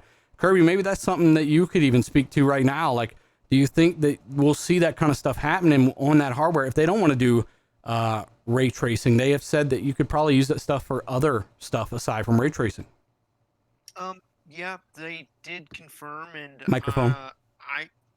Sorry. They did confirm that, and I haven't really thought about any other ways. As I'm not even with my game engines anywhere close to implementing ray tracing, so I haven't think about it. But some of the things I've seen is you could do like a perfect line of sight test using the ray tracing hardware. You could do a perfect hitboxes in a first-person shooter, optics, other kinds of simulations. And then there's the dedicated machine learning that is built into the tweaked shaders, which is at the level of an RTX 2060, Mm-hmm. which for a console APU is of that size is impressive. Yeah. And well, when it comes to machine learning, it's less a limitation of the hardware and more a limitation of developer creativity and skill. It's more tools, right? It's just more and more tools. Yeah, you can do what you want with it, but we'll see. I think you'll have a very wide girth of different games and ways developers leverage things, and this is just the beginning. Even the Xbox One X in years 2 had a lot more use out of it than in the first year. And Series X day one, again, everything x86 to x86 for the first time, things are going to scale down from PC very nicely, and from there you're just going to have guys ramping stuff up and figuring things out and how to use things. But again, I mean, that's everyone's kind of take on July 23rd, 1080p 60 FPS stream. We will have a live stream afterwards. And again, we do have a special guest. I was emailed about that, and I, of course, said yes. I will definitely interview that person, Xbox. So we're going to have him drop down on the show, maybe in the middle of the show, towards the end of the show on Thursday, as we're giving our reactions and dropping any other information we might know, and kind of ask some questions for about 15, 20 minutes and give our thoughts and get their thoughts on how the event went. And again, very exciting times. You guys make all this stuff possible. And we're getting to the point now where we're recognized fully by Xbox and Microsoft and have been for a little bit. But, I mean, this is a really, really cool time to be a gamer. No matter what platform you're on, we're not held back by fucking Jaguar cores anymore. Every system can do 60 FPS plus. Every system can give you some of the best graphics you've ever seen in your life. Every system's going to load games lightning quick. And it's only going to get better. So I'm getting all of them. Might even get the Lockhart. Let us know what you're getting. And I guess we'll just let panel members leave as they choose. I guess, yeah, too. Yeah, go on. Before we share this, I was going to cover Ghost of Tsushima. Why, whoever wanted to leave could leave, but I was going to talk to maybe Fonz and whoever else wanted to talk about Ghost as well. I just want to ask you real quick though: are we going to get the Lockhart on Thursday's event? Is that expected to be announced? No. Okay, so that's interesting. August, so the probably. Lockhart might be saved for after the PlayStation announcement, which is good. And also too, I just want to add real quick. I really hope that Microsoft also has an Xbox Series X that is all digital. That's all I wanted to say. Yeah, I mean, again, they don't have as much incentive because they do have that low-end system that is all digital, right? Right. And they don't care if you play it there or on their cell phone. They're not really making any money on the hardware. They're just giving you the hardware, the car, so you can buy the gas that makes them the money, which is the games. And they don't care if you buy that or a phone that barely runs xCloud. They could care less. They want the money, the 30% per copy and more on their first party of revenue off that software. And that's why they want to expand that audience over billions of smart devices. That's how they're going to create all that revenue and get all that money. And that's why Sony have signed that memorandum. That's why Sony have stated publicly they're trying to do all this scrap and moving their games to every device on PS Now. They're bringing their games to xCloud. We keep hearing God of War's coming in August. We said this months ago. The God of War we heard coming in August. So if that does happen, that's again phenomenal. I bought God of War 6 times on PC. It's one of my favorite games of all time, and that game will look and run so much better. Oh my gosh. Yeah, I mean, Death Stranding just hit PC. It's got ray tracing and everything on it. Digital Foundry talking about how much better the frames are and everything. So I wouldn't buy it there. But God of War is a different ball game, and I'll definitely pick God of War up. But yeah, we told you guys God of War and all their big games are coming to PC. And here in August, it might get announced. So that might be part of their August event. I guess we'll see. But yeah, for those of you who don't want to stay and chat about Ghost and give your take on Ghost real quick, we'll spend 10 minutes doing that. To the 3,000 people still here, guys, thank you for what you do. Appreciate it. Hit the like button on your way out. Share it with a buddy. Tell a friend about the Xbox show. A lot of people are seeing the success of something like this show, and they're starting up Xbox podcasts, and we wish those guys the best of luck. Everybody rocks out with us. We appreciate you a lot. And maybe we can I know Alana just started a new show as well. We can get her back on and talk to her about the event and stuff too. That'd be cool. But again, thank you guys for what you do. As you guys file out, we'll kind of give our thoughts for those that want to hear about Ghost of Tsushima. We've been asking for games like this on Xbox, and I wish I could play it on my Xbox, but I can't. So we've been playing it on the PS4 Pro. D-Bash, you got any time on this yet? Fonz, anybody? Of course. Ghost of Tsushima, first of all, kind of exceeded my expectations. I'll say that. The swordplay is just fucking amazing. Pretty good. To be honest with you. Even the blood spilling everywhere. It's pretty much free of bugs. You know, I experienced one bug in the beginning when you're doing the training with the uncle. It slowed down to like 22, 24 frames per second. I don't know why. It stayed like that for 2 minutes. Apart from that, I didn't really have any bugs. Although I saw you had a bug. You were having some type of bath, and then you got changed real quick and killed the guy. I gotta say bye. Ricari just put, I gotta go. I gotta run for the old lady. Murders him. Look, Yeah, I've been on the games all day playing Row Company. I gotta get out of here. All right, buddy. Thanks for joining us, man. You gonna be here on Thursday? You think you'll make it? Yeah, I'll be here Thursday. All right, brother. I'll be on. We'll see you Thursday. All right, thank you again. I'll See y'all DM you. later. I'll DM you on Twitter. But also shout out real quick. I'll come back to you, D. But Blue Shell, I don't know how long he's gonna stay. He says thanks for the podcast. I will await D Batch's technical analysis of Bug Snacks graphical show. Yeah, shout out to you, Blue Shell. But yeah, you like the combat's pretty good. Yeah, man, the combat's pretty good. The story's good. The HDR is good. I'm really enjoying the game, and I'm not really into. Well, I do like open world games. Depends on how they, keep my attention. And this game is definitely keeping my attention. It's a great. I'm into the lore a little bit, so I like old samurai movies and kung fu movies. So I'm into that stuff. But even if you're not into that, it's just a great action game. It's a great game. I don't know what this is to say. It exceeded my expectations, and Sony had another hit on their hands, man. Yeah, you definitely. I'm gonna have to run, but before I run, I just want to jump in and say something about it. Look, I'm a bit biased with games like this. I love open world games. I love story driven games, and I love these single player experiences. It's just this is my type of game. That's why I always say that I love Sony games, because they give me these types of experiences. And you're 100% correct, D.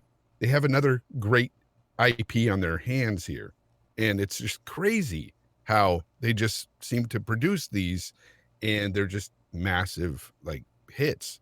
Yeah. For Did me, it take the them combat 7 years to build this font? Yeah, I think it was like 6 years. I'm not sure how many years it was, but I think that the combat is the best combat in a game like this I've ever played. It's technical, yet it's not that hard. And when you do learn all the stances and everything, I've unlocked pretty much everything. And I spent 28 hours in the first act alone, unlocking things and finishing everything there before I moved on. And so I'm only in the second act at the start. How many acts are there? How many acts? There's 3. There's 3. So potentially I'm going to put about 70 hours on average in this game. And before you're chasing every fox, everything. I'm doing everything, and I'm having a blast with it. There is no point where I said, man, this is boring, and I wanted to put it down. I keep thinking about this game as I'm at work. I'm like, I want to get back because I want to follow that fox. I want to do this. I want to do that. I want to kill some more people. I know that sounds crazy, but this game is just so much fun. So it came out, and like D, it surprised me because I knew it was going to be decent, but I didn't know it was going to be this good. I mean, there are some negatives to the game, though. Oh, the only negative for me, there's only one: the camera angle. The frame rate is not good in the game. That camera can get in your way at times, and it'll piss you off. That's why that's one big drawback. But other than that, like, I don't care that it doesn't have a lock on. I've gotten used to it, and I like it. I actually prefer it.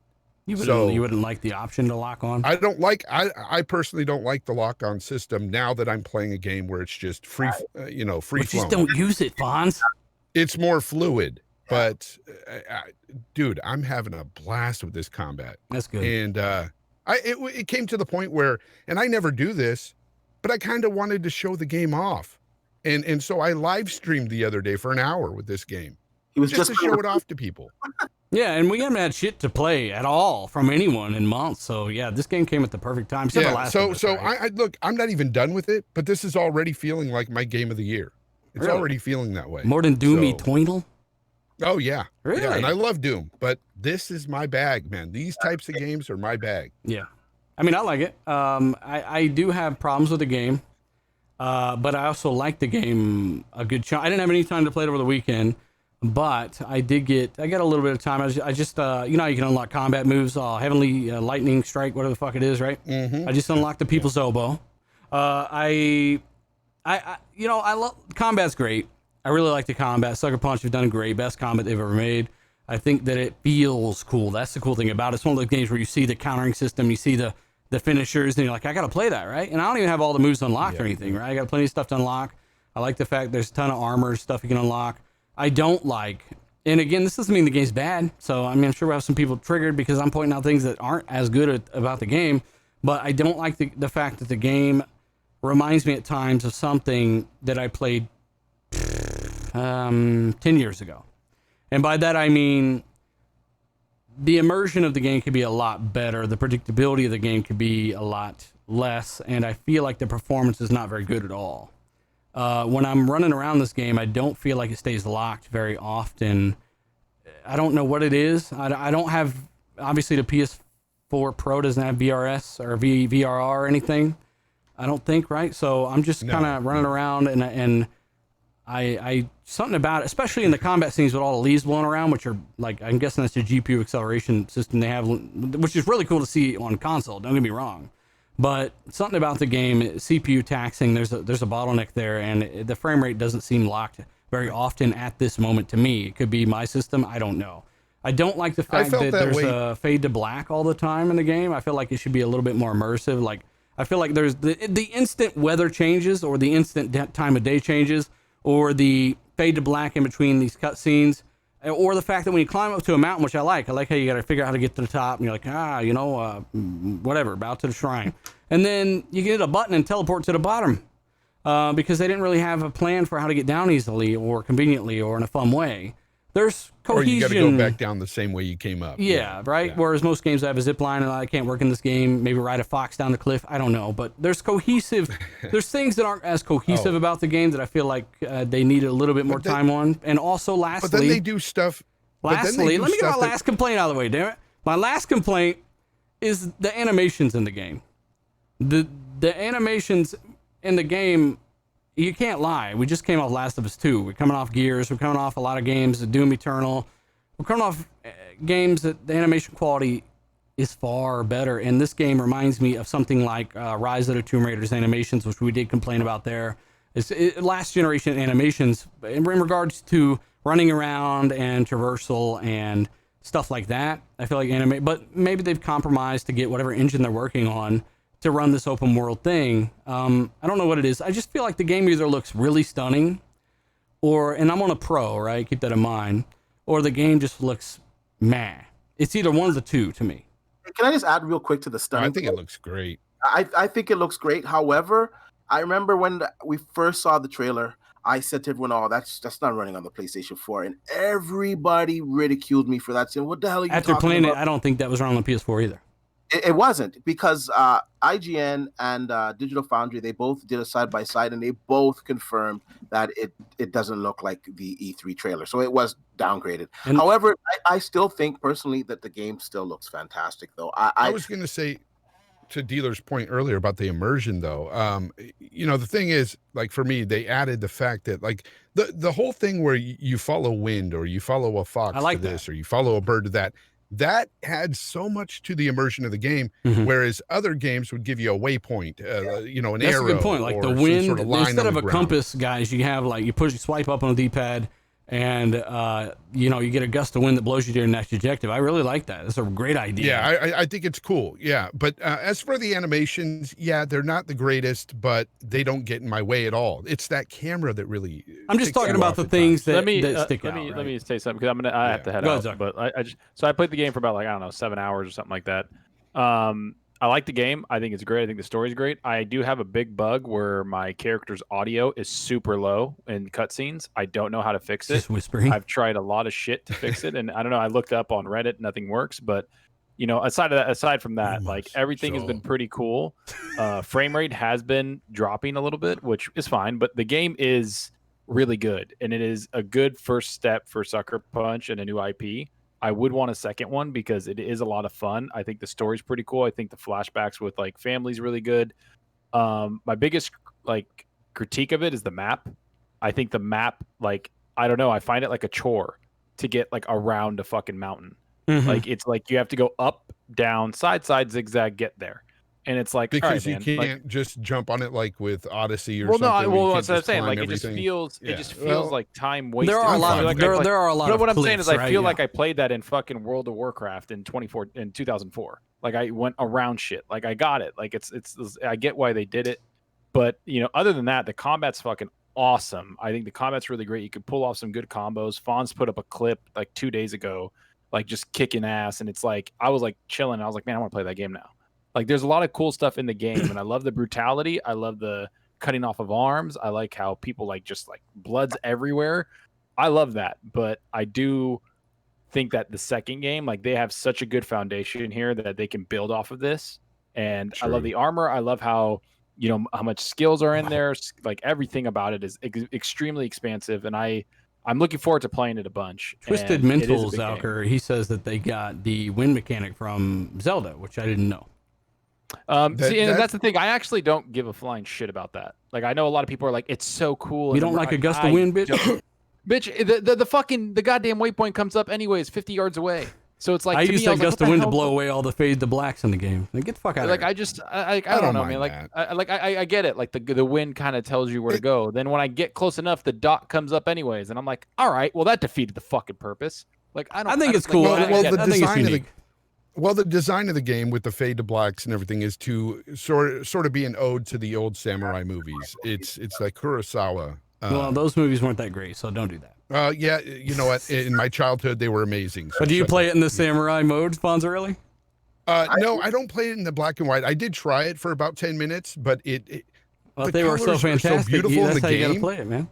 You I just thought don't it was want to mute those colors. Like the HDR in this game is really, really good, and so I don't want to take away from that. Anyways, later chat, later everybody. See you later, Podcast, Later, awesome. Zucker. Kirby, Good thanks, show, man. Zucker.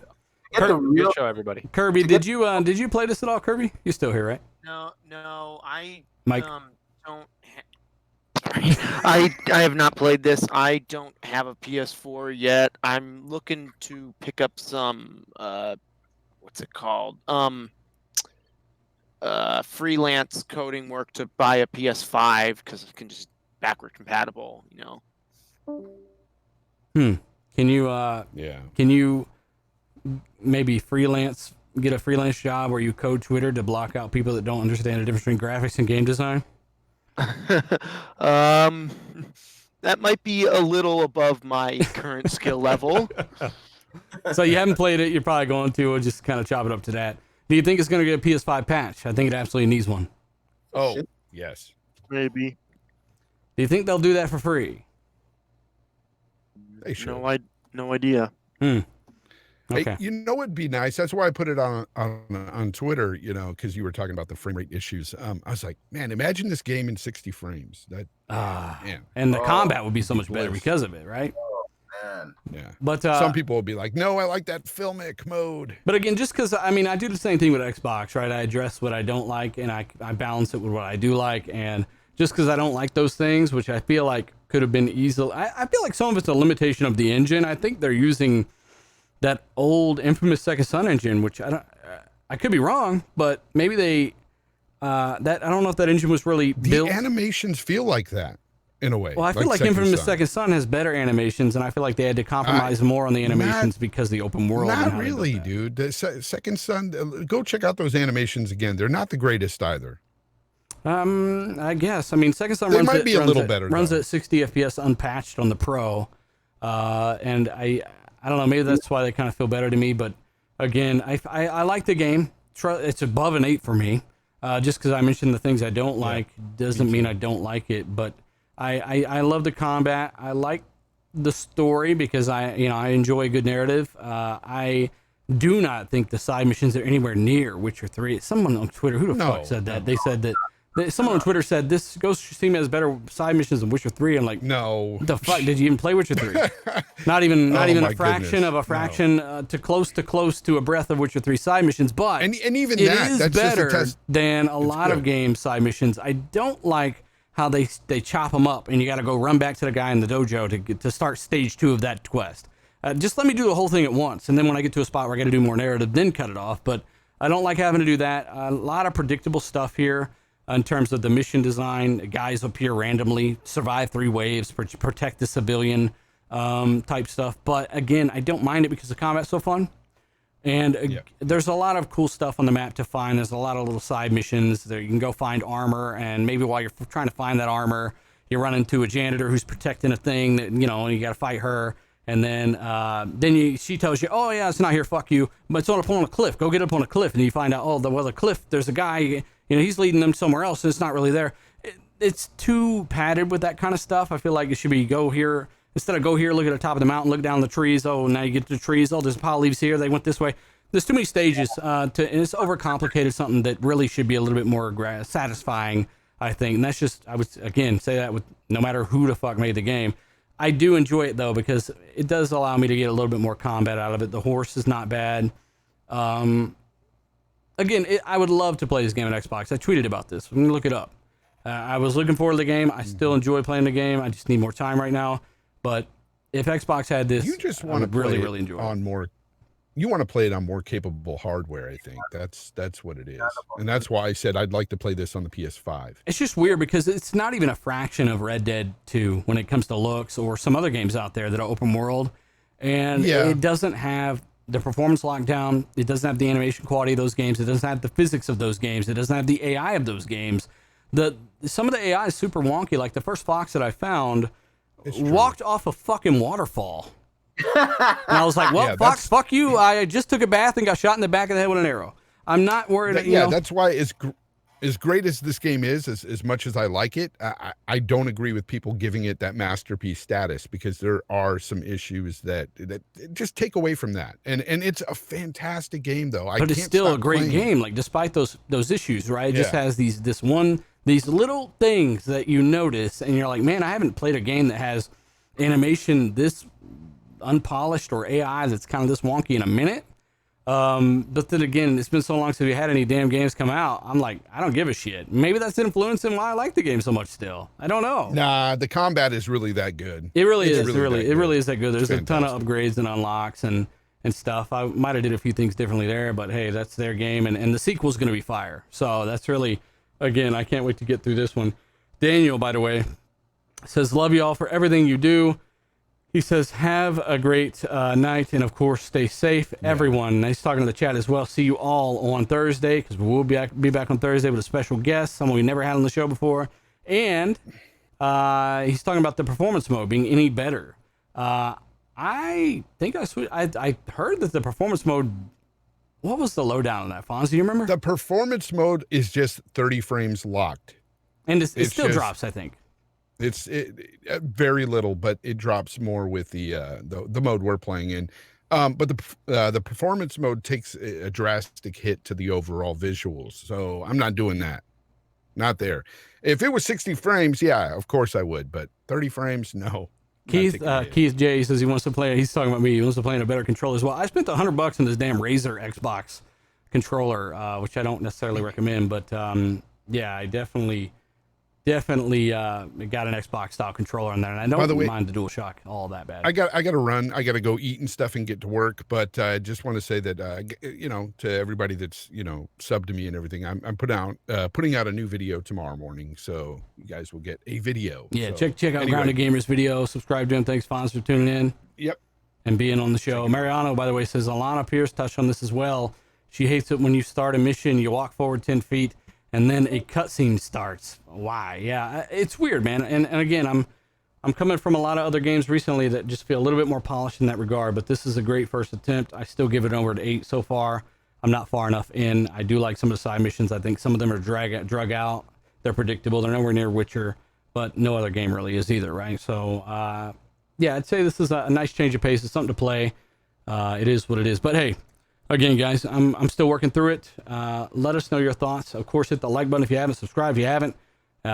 Hit the bell icon if you haven't. 1,600 likes for the end of the show. Do appreciate it, guys. We'll be back on Thursday. I'll say it again. Pretty awesome guests dropping in.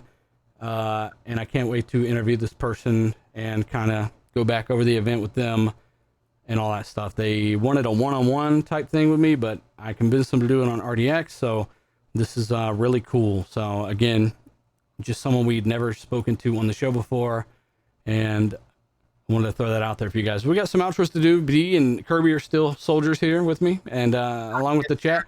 Over 2,200 of you still listen to this ramble about Ghost of Tsushima. We do appreciate it, guys. And again, this is one of our longest shows ever. What is it? Fucking almost 3 hours. Holy shit. Yep. Yeah, that's crazy. So again, a lot of information here, guys. Tell a friend, and you power the show, make it what it is. Shout out to Stick Figure. Do appreciate it, guys. And everyone else in the chat that we did not get to say hi to, including Doomslayer, Dark Phantom, all the channel members, Albert G, everyone with a green name and an Xbox badge. Those are channel members. If you want to become a channel member and get that cool chrome or platinum badge, become a channel member today. We got 120 or so of those. And if you want to support the channel on Patreon, you enable and power content like this. That link is in the description. If you want to become a patron, do it by the 1st, and it should update by the 5th. And I look forward to working with some of you this upcoming month. Shout out to all you guys as well. D-Batch, buddy. Again, great friend. You're a soldier. You stuck through the almost 3 hour fucking show, something I promised myself I'd never do. Where can people find you? Congratulations once more on over 10,000 subscribers. And what have you been playing? I've been playing Ghost of Tsushima. Like I said, fantastic game. I am so damn parched. Holy shit, this was a long show. Yeah, it was. You guys can catch me at Twitter at D_batch, and of course on YouTube at DBatch. Check out my last few videos. I touch on the velocity architecture, and of course this whole RDNA 2 Lite debacle is on the channel with great detail. So check those videos out. What's that like ratio like on that video? Oh my God! Let me tell you, man. Ever since I released that, I've been running for my life, man. I went to go pick up my mail yesterday, and it said in there, "You're a filthy bot." Oh man. Getting pretty bad. Not a filthy bot. These bots. You know what? It got worse for that actual developer though. They actually gave him death threats. Like at the end of the day, guys, honestly, it's gaming. You can like what box you want, but at the end of the day, we're gamers to have fun. And if you're at the point that you gotta wish someone death because they're saying something that you don't like or at all, if you gotta wish them death at all, it's a problem, D. Yeah, you have some issues, and you need to work on them straight up. Mm-hmm. But yeah, great show. I can't wait till Thursday. I think Xbox fans will finally be vindicated. I think we're gonna have a fantastic show, and I hope that Microsoft goes all out. Hell yeah! Shout out to Psychonauts, by the way. This is a great show, guys. See you Thursday. We'll probably be live an hour after the Xbox showcase, trying to time in this guest available media slot with the show so you can just drop in. But again, guys, in the chat, thank you. Shout out to the best moderator in the world, Lethal Papa. We're locking it down. He's got that nice platinum gold badge. Thank you so much, sir. As well as Obi-Wan Wilmy Hood. I saw a bunch of other mods here, and awesome guest today. Once more, guys. Others Inc., shout out to you too, buddy. But Kirby, man, sorry the show's so fucking long, man. Where can people find you? What have you been playing, buddy? So people can find Mike? me on Twitter at Kirby0Luis. You gotta raise your mic volume up some. All right, I don't know what's with my mic today, but you can find me on Twitter at Kirby0Luis, and I've got my DMs open. If you have a question, I'll do my best to answer it. Recently, I was just playing some War Thunder Jets on my PC today, since it had been a while, and I was just in the mood for it. Taking a bit of a break from my engine work. Well, you got to have a little bit of fun, man. Pick up a $180 PS4 and some Ghost of Tsushima and have some fun.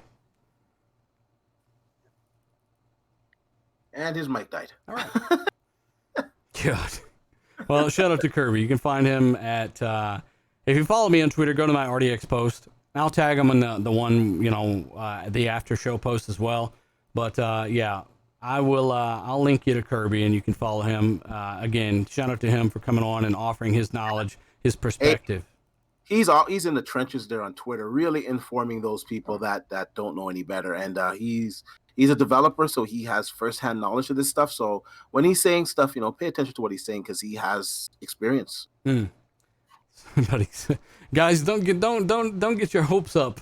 I don't know. I don't want to say anything, but because I'm not allowed to. There's an NDA in the email, but just Thursday is gonna be fun, guys. It's not good. Just know that it's gonna be good. Yeah, it's gonna be good. I'm not saying that Marty McFly is going to teleport into the show in a DeLorean and that or anything crazy, but it's definitely a cool guest that is it means something for the show, I think, and the fact that I got the email from Xbox asking me if I would kind of interview him one-on-one, and I was able to get him on the show and do all that stuff instead is really cool. So again, just know that Thursday should be awesome. We broke a record tonight, 3,300. Probably do more then, and I hope to see you guys there. I am at dealer_gaming on Twitter. I am at ii_dealer_ii on Xbox Live, and I am, what is my PSN? I think it's the same, but no spaces. So try it your own fucking pleasure, I guess. And I've been playing Ghost of Tsushima. We've been playing a little bit of Battlefront, a little bit of BioShock, and just waiting for a little bit of Wreckfest as well. Waiting for some new stuff to come out, man. Waiting for some new stuff to play. So, again, I might try that Destroy All Humans remake. I heard that's in the demo section of that little E3 showcase they've been doing. A little, I don't know what it's called, but might try that out and download that. But again, I've been also on the side doing music and a bunch of other stuff and just being busy, man, didn't even have a video out on Monday, so I'm going to try to make one of those and just stay on it, man. Randall Thor, he's been having a video every damn day. Yeah. Holy smokes. I've been trying to keep... Spam Al Thor over there. Shout out to Rand. We're going to have him on Thursday as well, I think. So that's going to be a packed panel, actually. I should have fucking thought more about that. But again, guys, thanks for what you do. We are going to get out of here, and you guys rock. We're out after a second when this works, after a minute or two. Give it a minute or 5. Hit the button. Hit the button. I'm trying to hit the button, D-Batch. Here we go. Thanks, guys. Tell a friend, hit the like button, subscribe. We're out. Peace.